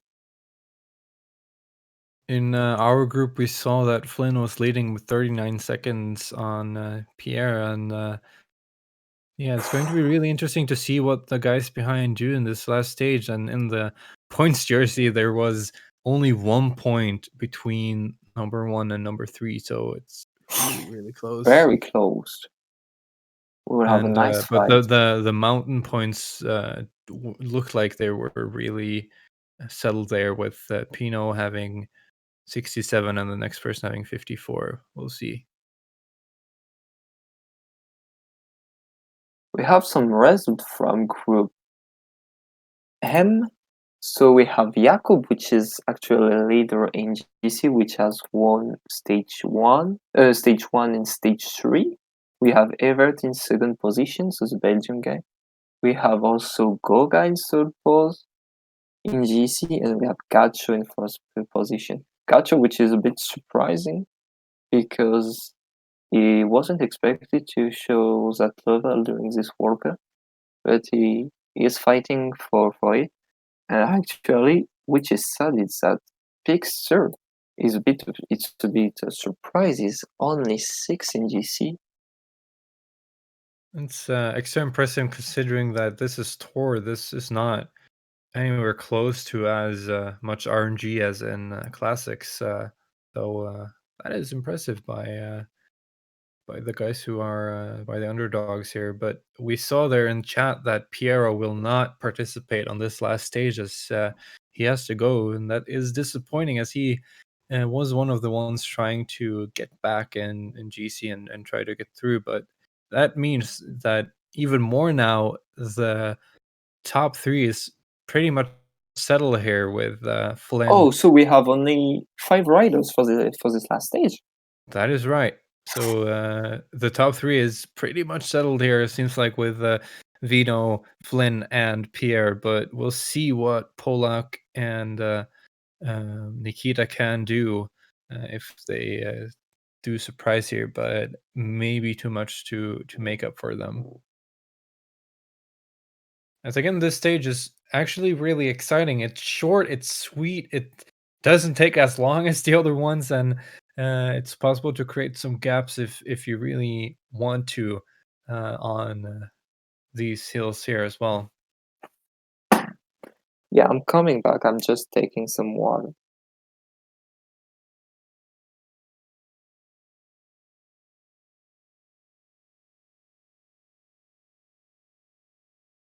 As we are going into the stage now.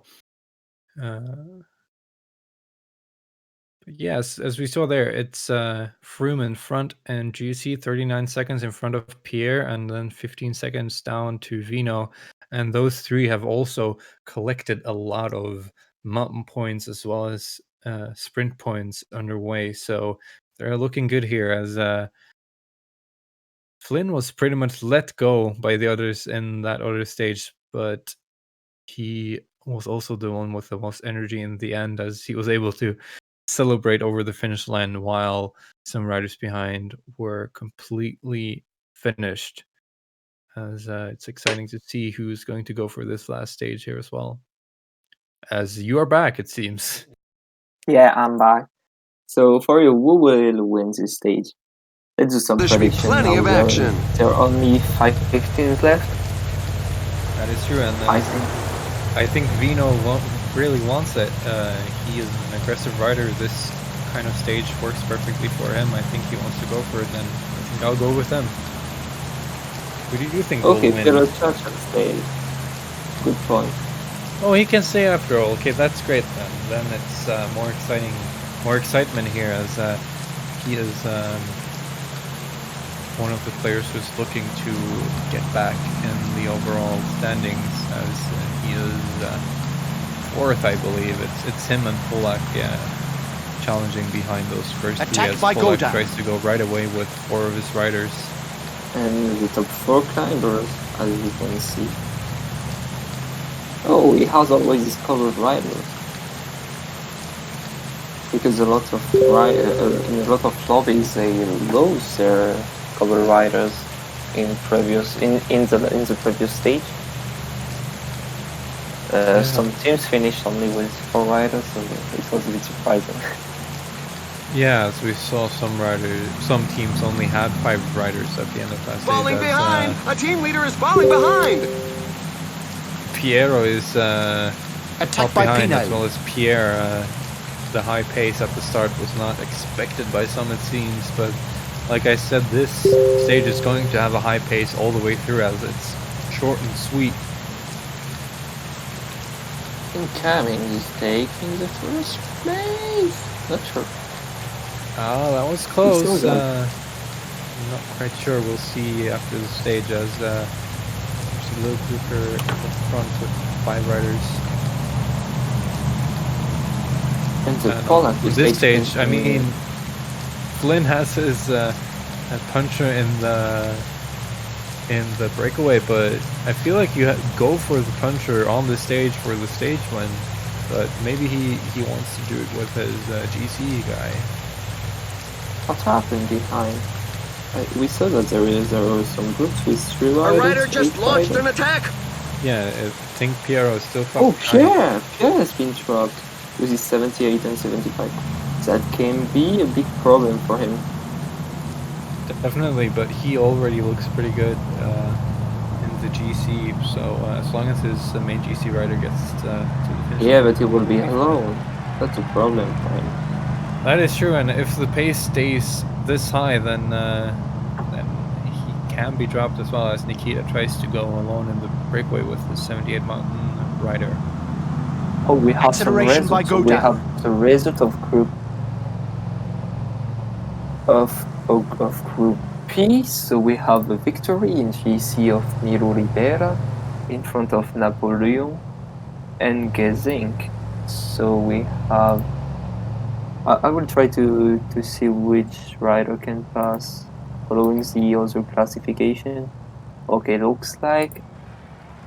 Yeah, it looks like the top 3 in GC will pass because they have some good places in the other category.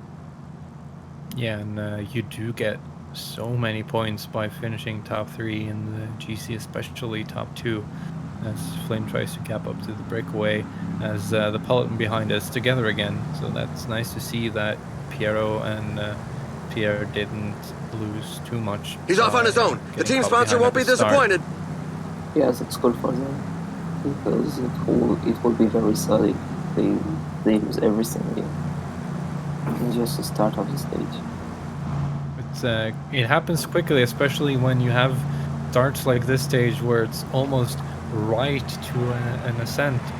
It's easy to get caught behind if you aren't paying fully attention, and you use a lot of stamina, not only your riders but you as a player playing all of these stages in a row. It's not easy. You have to be sharp to be able to keep up all the way through. And yeah, and there is maybe after the mountain stages there are some pressure which can go down, and then we can have some troubles for other riders.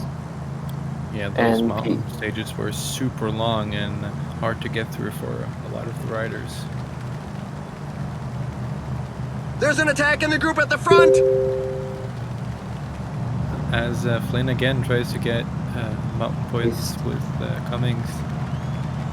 Yeah, always trying that, and it will retake another 3 points.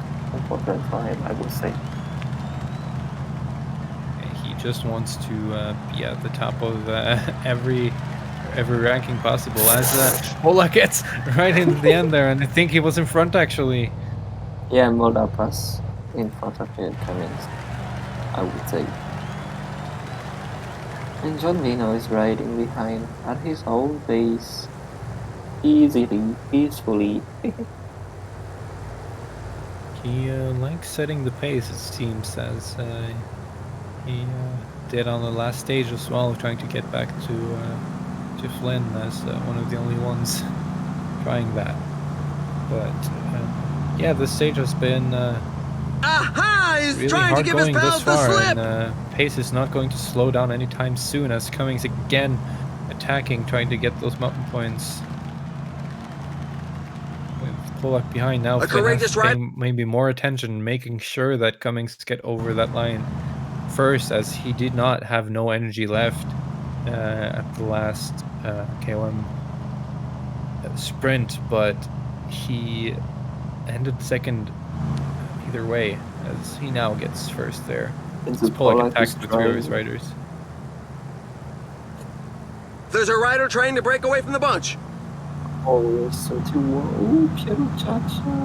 Difficulty a bit, but he will come back. Watch out! A team leader is falling behind. How did you do this stage when you rode it yesterday? What was your tactic? To be honest, as I said, they fought a lot for the KOM. So me, I was. This climb is feared by many riders. The percentages are very high. Because I wanted to take balls, KOM, and intermediate sprint, and then at the end of the stage, in the last climb at 200 meters of the top, I thought I was dead. But I didn't close the GC because I had. A rider is looking to give the pack the slip. So it was okay, but but you can lose a lot of time in that stage, like 30 or 40 seconds, which can maybe change the GC, for example, in this group. Definitely, as that is exactly what Flynn has on Pierre, for example. So Pierre can still get this GC if he wants to, and he's definitely going to be more aggressive on this stage than the last one, since he doesn't have the yellow jersey anymore. So it's going to be excited to see what Flynn and Pierre do here as the two people in front. Yeah, and the bottom is reducing a lot. Look like we can see that there are only 23, so 10 riders have been dropped, and the pace is very hard from John being on. Yeah, as we do see some gaps forming here and there, as some riders getting caught behind with Piero and Flynn with some riders as well. Again, you can get dropped really quickly here, as Flynn has a lot of his riders dying as... rip. Oh, that's acceleration by nice block there, but Flynn gets back and wins it either way, so the block was fine. And Piero Chacha has always three riders, as you can see behind. Yeah, exactly. Maybe different strategy from him. Maybe saving energy. Yeah, saving energy. We're into the second half of the race. The riders are going to be more and more on their guard. Which Pierre being nice and saying sorry for the block, but it didn't matter. Froome got it either way.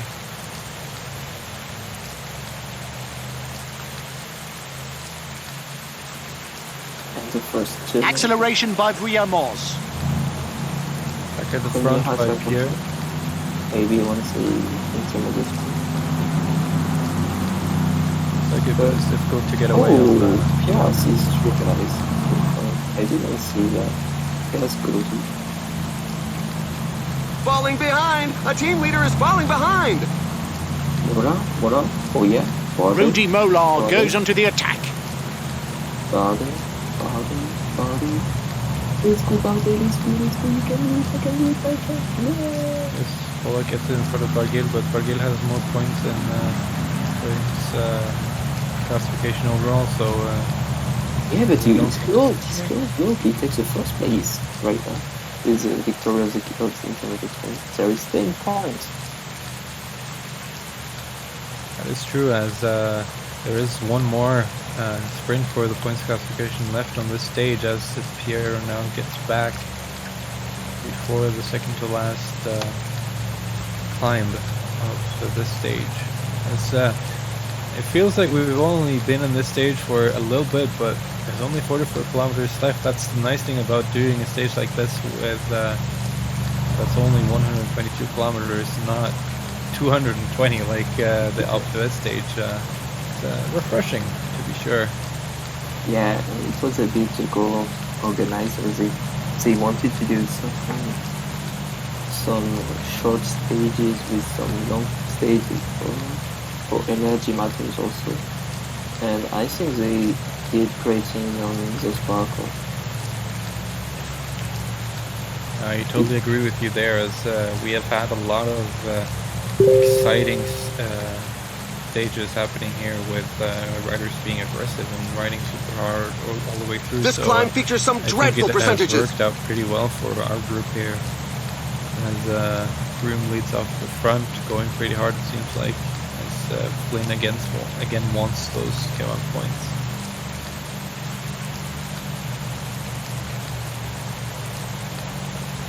Piero again, even though he has 3 riders, he is at the back of the main group. Yeah, and right We're now into the last third of the race. We'll soon know the final outcome.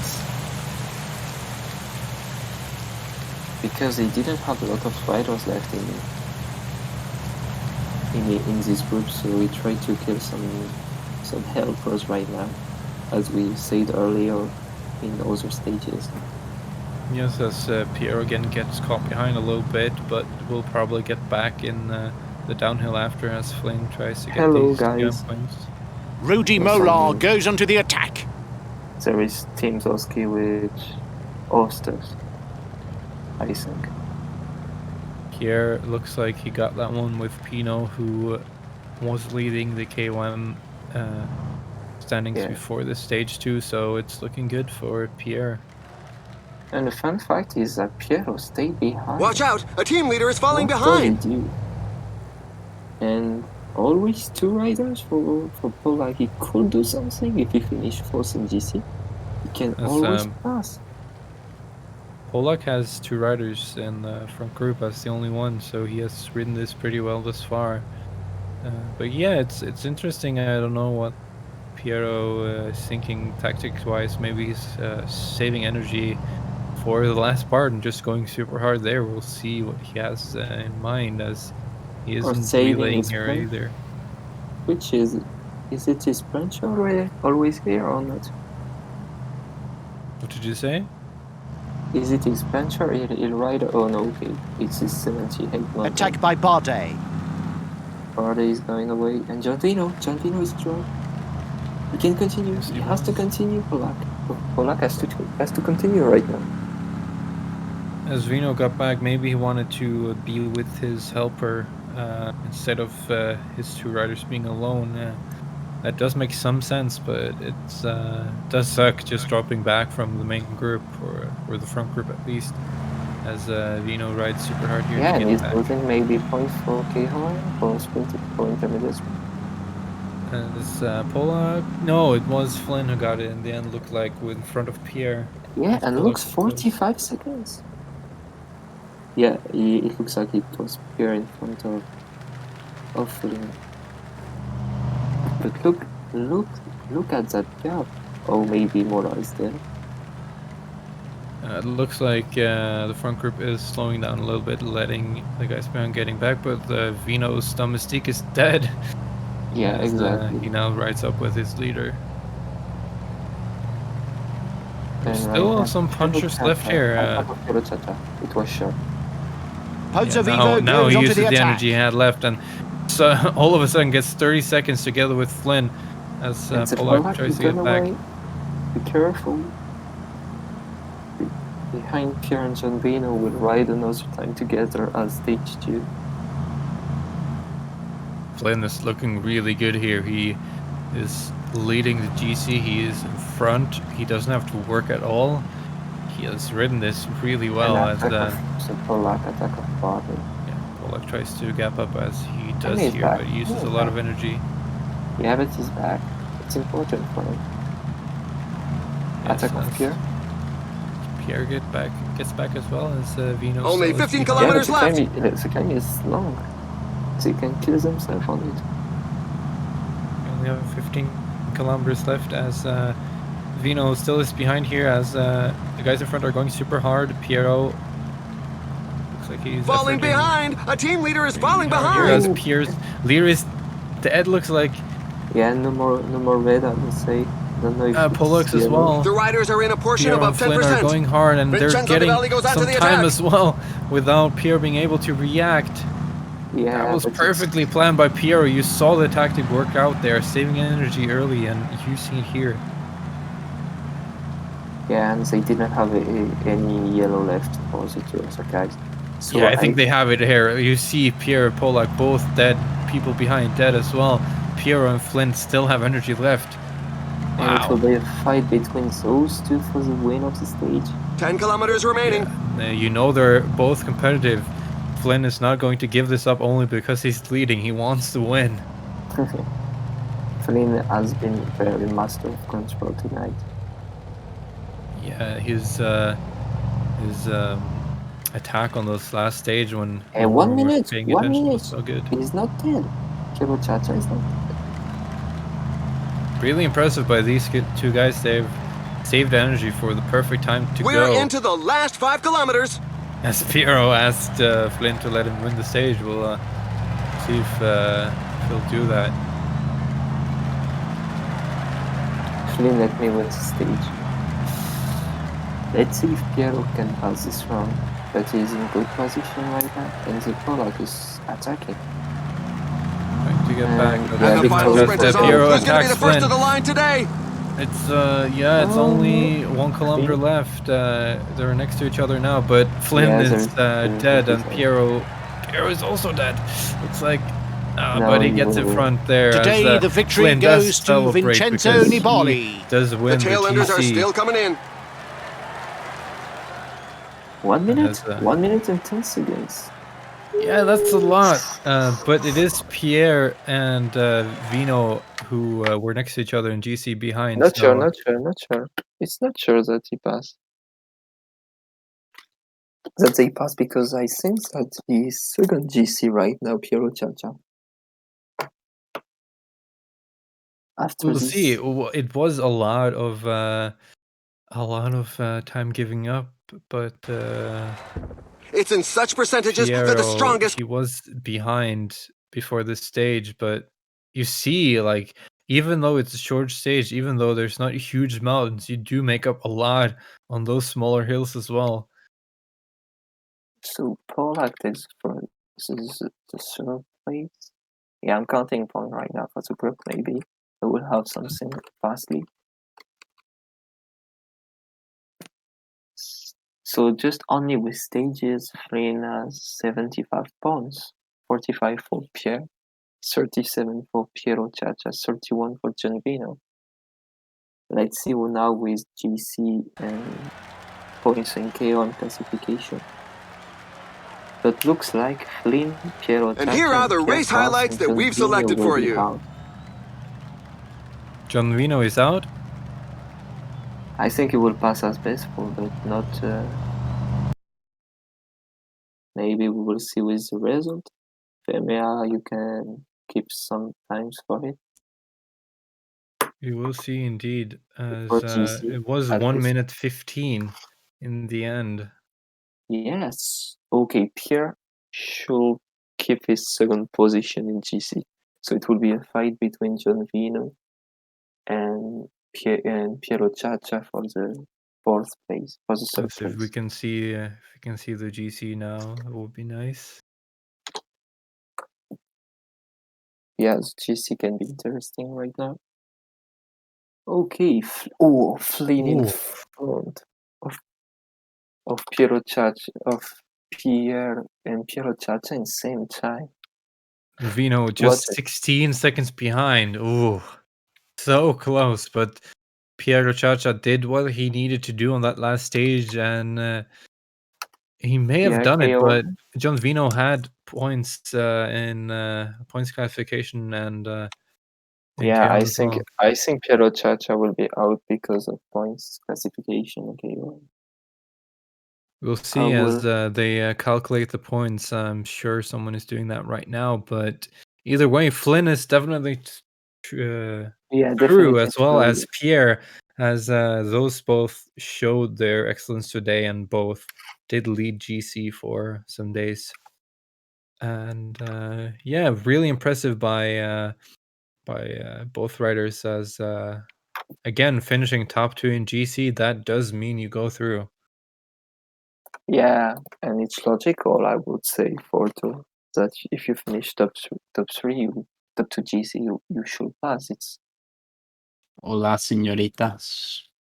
Hola. How are you? Welcome. We're good. How are you? We just finished our race, so Yes. How did the commentating go? it went well. Was pretty good. Was it a fun group to watch? It was. It was cool, yeah.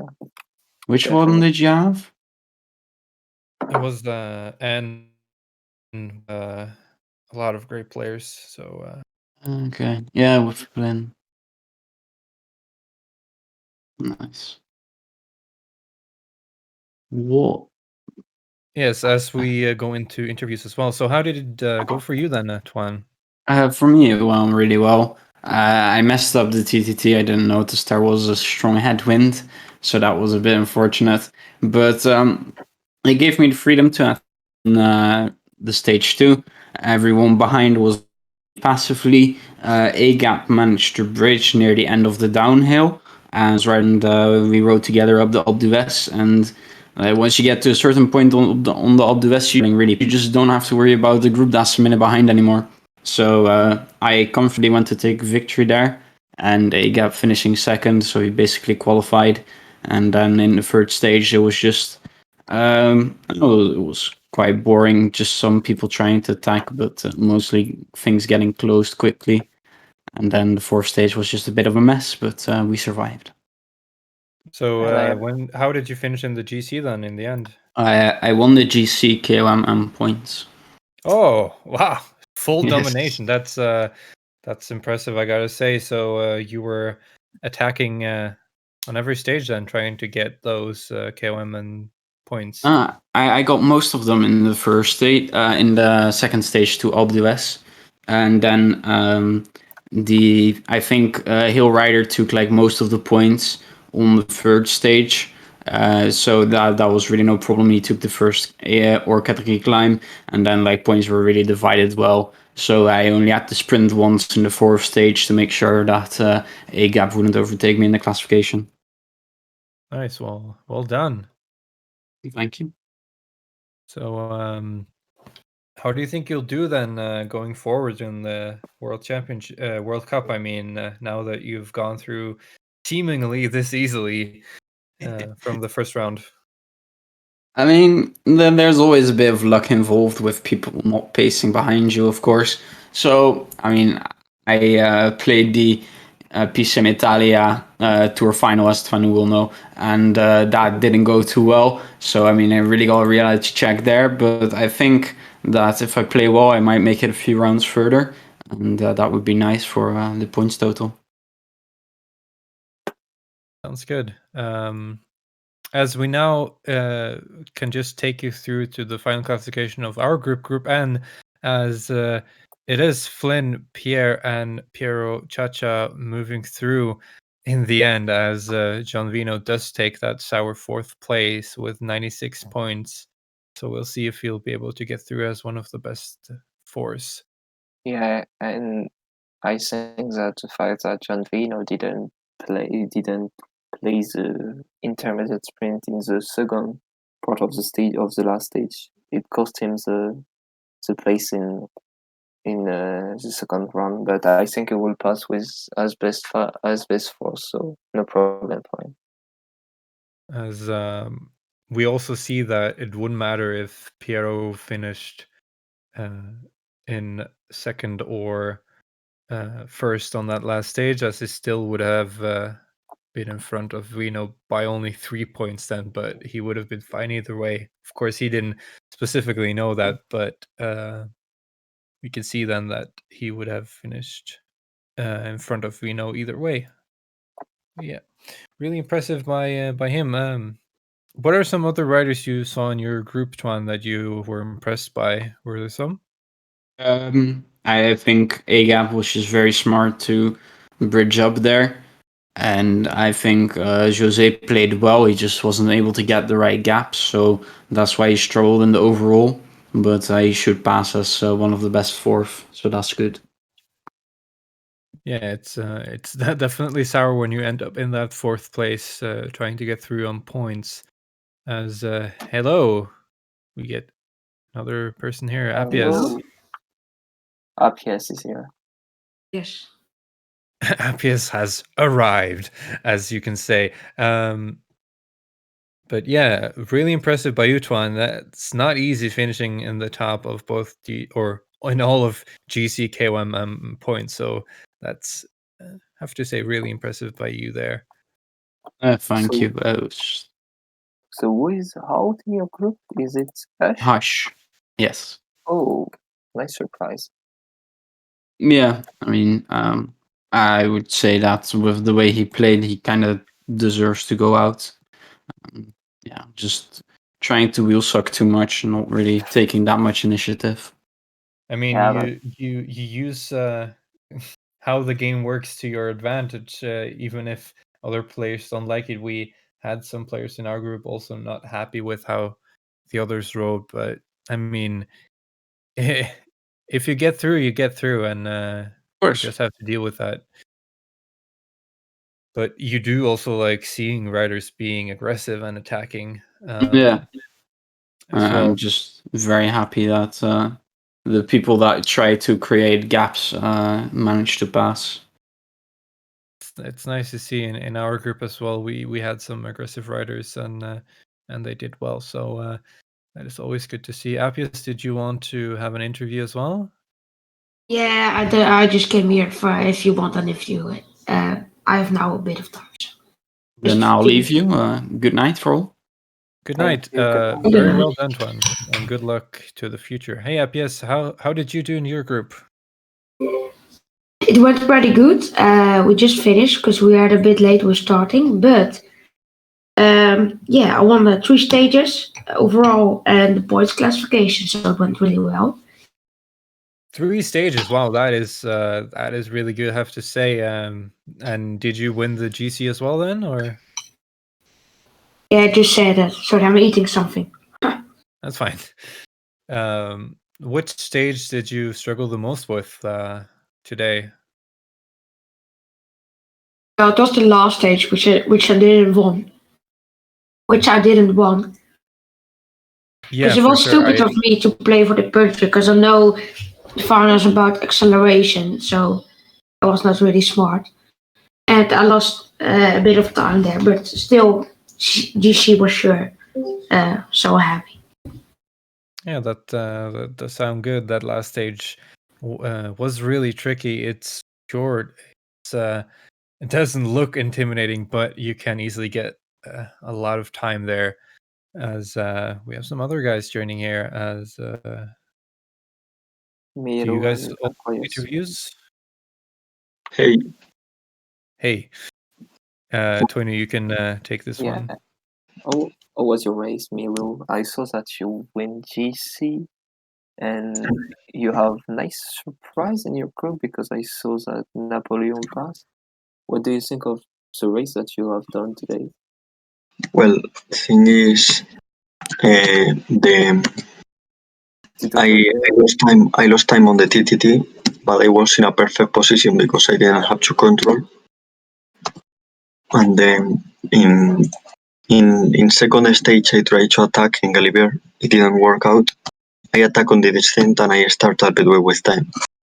Then they catch me, but thanks to that, I didn't lose time. And then in third stage, I decided to, as attack didn't work in Gulliver stage, I decided to went in a defensive tactic, and in the end it worked pretty well as I won a stage and I took the leader. Then last stage was just control that no one goes. Yeah, and definitely. What do you think about Napoleon? Because it was a bit surprising. He wasn't expected to pass in that group. I'm really surprised because in third stage he was leader and he did a really far attack that I thought he was it was a suicide attack because he went, I think it was in London. He just went with the 3 and in Madeleine he went solo. At every point I thought that he was going to die and lost a lot of positions in GC, but in the end he won time with everyone except with me. I'm really surprised by Napoleon, to be honest. Okay. Also, he did a perfect TTT. Oh, yeah. I think that some French helped him for finding the strat. I wouldn't say some names. I have a little question. What are your hopes for the following in this World Cup? or what happened? Sorry, can you repeat a bit louder? Yeah. What are your future objectives for next week's in this World Cup? Well, to be honest, it's been a perfect World Cup for me so far because I have been first in Line Classics and Tour. In TTT and ITT, I didn't care much. But I went through anyway, so I'm really happy because at this point I'm qualified in everything. So I think it's been a very good world champion so far. Now tomorrow starts the track where I want to do my race is a scratch, but and I hope I can make it to final in scratch. But let's see if I can also do it in others like Ellie or Omnium. Okay, thanks you for this interview, and see you in next few days. See you. Thanks for organizing. See you. You're welcome. Aquarius, you was the second here, or if Tim Zosky won to do it as you want, boys. Hi. Well, whatever order you want. Okay, so Aquarius, how was your race tonight? I see that it was a bit difficult for you because you finished fourth of your group. You have strong adversity, and you have been beaten by some underdogs. What did you think about your race tonight? Well, basically all of that comes down to the team time trial that I messed it up big time and lost 40 seconds. I mean, I basically was last in GC after the time trial, but I could win the first stage, so that was some points and positioning myself in a very good position for both com and points jerseys. And in the third stage, Luon did his long range attack. As Miru, I also thought he wouldn't make it, but at the end he did, and I was in the second group, and Miru did a different tactic. Like in Madeleine, he got dropped, but waited for his puncher, and eventually it worked for him as he had more blue bar in the final climb. I didn't expect that to work, but and I arrived on the same time as the rest of the field with guessing and that. And basically played to win the com jersey and try to win the points jersey, but I lost the points jersey to Miru because of the final stage. In the sprint. I mean, I didn't anticipate very well the corners of the last kilometer, so I basically was last of the group in that sprint, and Miru was second, so he won the jersey ahead of me. But I mean, after the time trial, I knew that I needed to focus on something different than the GC, and I qualified through that. Wasn't very hard. I mean, because basically it was the same four guys fighting for everything. So, okay. I mean, there were a couple of low quality players, let's say, and they were losing time in any places. So it was easier to make sure I will qualify. Didn't care too much about being first or second in the group. Yeah, you have been beaten by your teammate for team competition. Do you think that Miro Rivera could have some places in road, or he will be only a track player for your team? Well, I mean, in track he will play pretty much everything if he can play. He's one of the best track players on the team. And in road, well, if he continues at this level, he's probably going to play in road too. But in road in the team, well, basically those who can play on the day. It's I mean, we made a schedule of who could play where and what, but at the end, it's who is here tonight. But well, those are who are playing. Okay. But it's good that he's showing a great level, because it allow us to have more options to have the leader for the tour. I mean, maybe we could use him, or in inline stages that we have to have different leaders. I mean, if we have more competitive players in the team, it's always better. I mean, it can never be a bad thing. Okay, that's nice. And what are your expectations for the following of this World Cup? Well, in Road, well, I think I was kind of disappointed in Classics, but I also had a puncture to both riders that could win first stage. I mean, it's no excuse that for the second stage that I basically choked it in Classics. I mean, I knew how was the finish, but still launched it too early and died of red bar and was last of the race. So basically, I was last in the two first stages and couldn't win the last one, and that's why I went out in Classics. But well, in inline, well, I hope to reach the final rounds. But I think I may have better chances for a medal in track. I was points race champion 2 years ago. Why not try to repeat?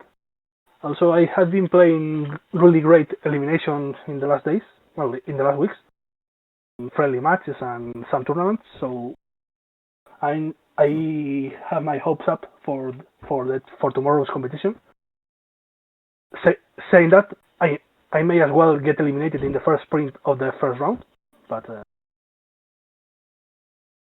it does happen quickly in track. But good luck to you tomorrow. I think we're going to move on to Team Soski now. But good luck, and hope you do well. Hey Joe, I just looked at your group. You finished third in GC. You finished first in the points classification. Looks like you got through quite nicely in the end. How did you feel the race went for yourself? Wow, it was quite a difficult race, to be honest. I made a big mistake in the time trial. I still came third, but I knew it would be difficult to win the GC after that. And then really it was Raul, Fefe, and myself, and it was almost a tie at the line every single stage after that. But I came third every single stage. I came third in the GC as well. So yeah, I mean, I guess I did enough to get through, but not much more than that, I'm afraid. All you need is a top 3, so that's I mean, you can be totally fine with that. Of course it matters for seeding and everything, but I think in the end the most important thing is getting through. As even as an underdog, even as a lower seed, you can win those later rounds as well. But what stage did you find the most difficult? Was it the team time trial? I'd say so. I'd say the team time trial. I did it 1 or 2 times just beforehand, and I'd worked out how I wanted to do it. And I just made a big mistake, dropped the rider accidentally, and had to kind of pace myself much lower than I could have done had I not made that error. So I cost myself about 30 seconds for sure. I think I could have even won that stage had I not made that mistake. But yeah, team time trials and just time trials in general, they're not my thing. So yeah, I just tried to get through that and try and recover basically. And after I lost that time, I just tried to either win the KOM or the intermediate sprint, whilst trying to hold a podium in the GC. And I thought that would have been enough to get me through. So yeah, it seemed like it was just enough, like you said. I mean, overall, you seem like a changed man from last year. Last year you got silver in classics, and this year you're out in the first round, but you're through in both inline and tour. So what do you think that means? Do you think that has any meaning at all, or is it just like for every time you race it's a little bit different, of course, but do you put any stock in your different in how you perform differently in classics and tour compared to last year? Maybe I was definitely very bad in the classics. Like I just played really badly. So yeah, I put going out in that definitely down to that. And yeah, I just didn't really play well enough to go through there. But I don't know. I think I'm probably better suited still to inline and classics than tour, to be honest with you. I played tour last year. I got through, I think, to round 3, and yeah, I struggled in that round, to be honest. And I did struggle tonight a little bit as well. I think I'm better suited to inline, like I say, or classics, but we'll see. I mean, it's going to be difficult to get through the next round, I feel, in tour, but we'll give it a go. There are a lot of good players, but overall, what is your hope in the end? What's your main goal this World Cup?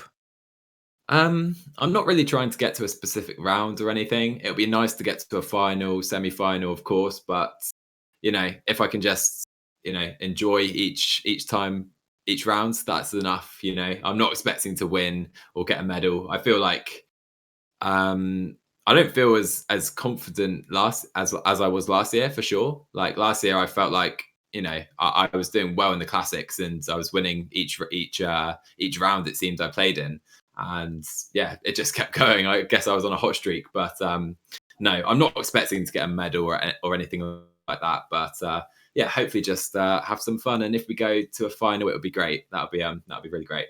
And overall, last year you were in a role. You got second in classics, like I mentioned, and you also won the ETDF. We'll see how you do this year. It was nice talking to you, Joe, and have a good time. You'll have your fans with you all the way. So we'll talk another time. Appreciate it. Cheers, guys. See you later. Goodbye. See you. Right. So right now we're the only one in voice chat.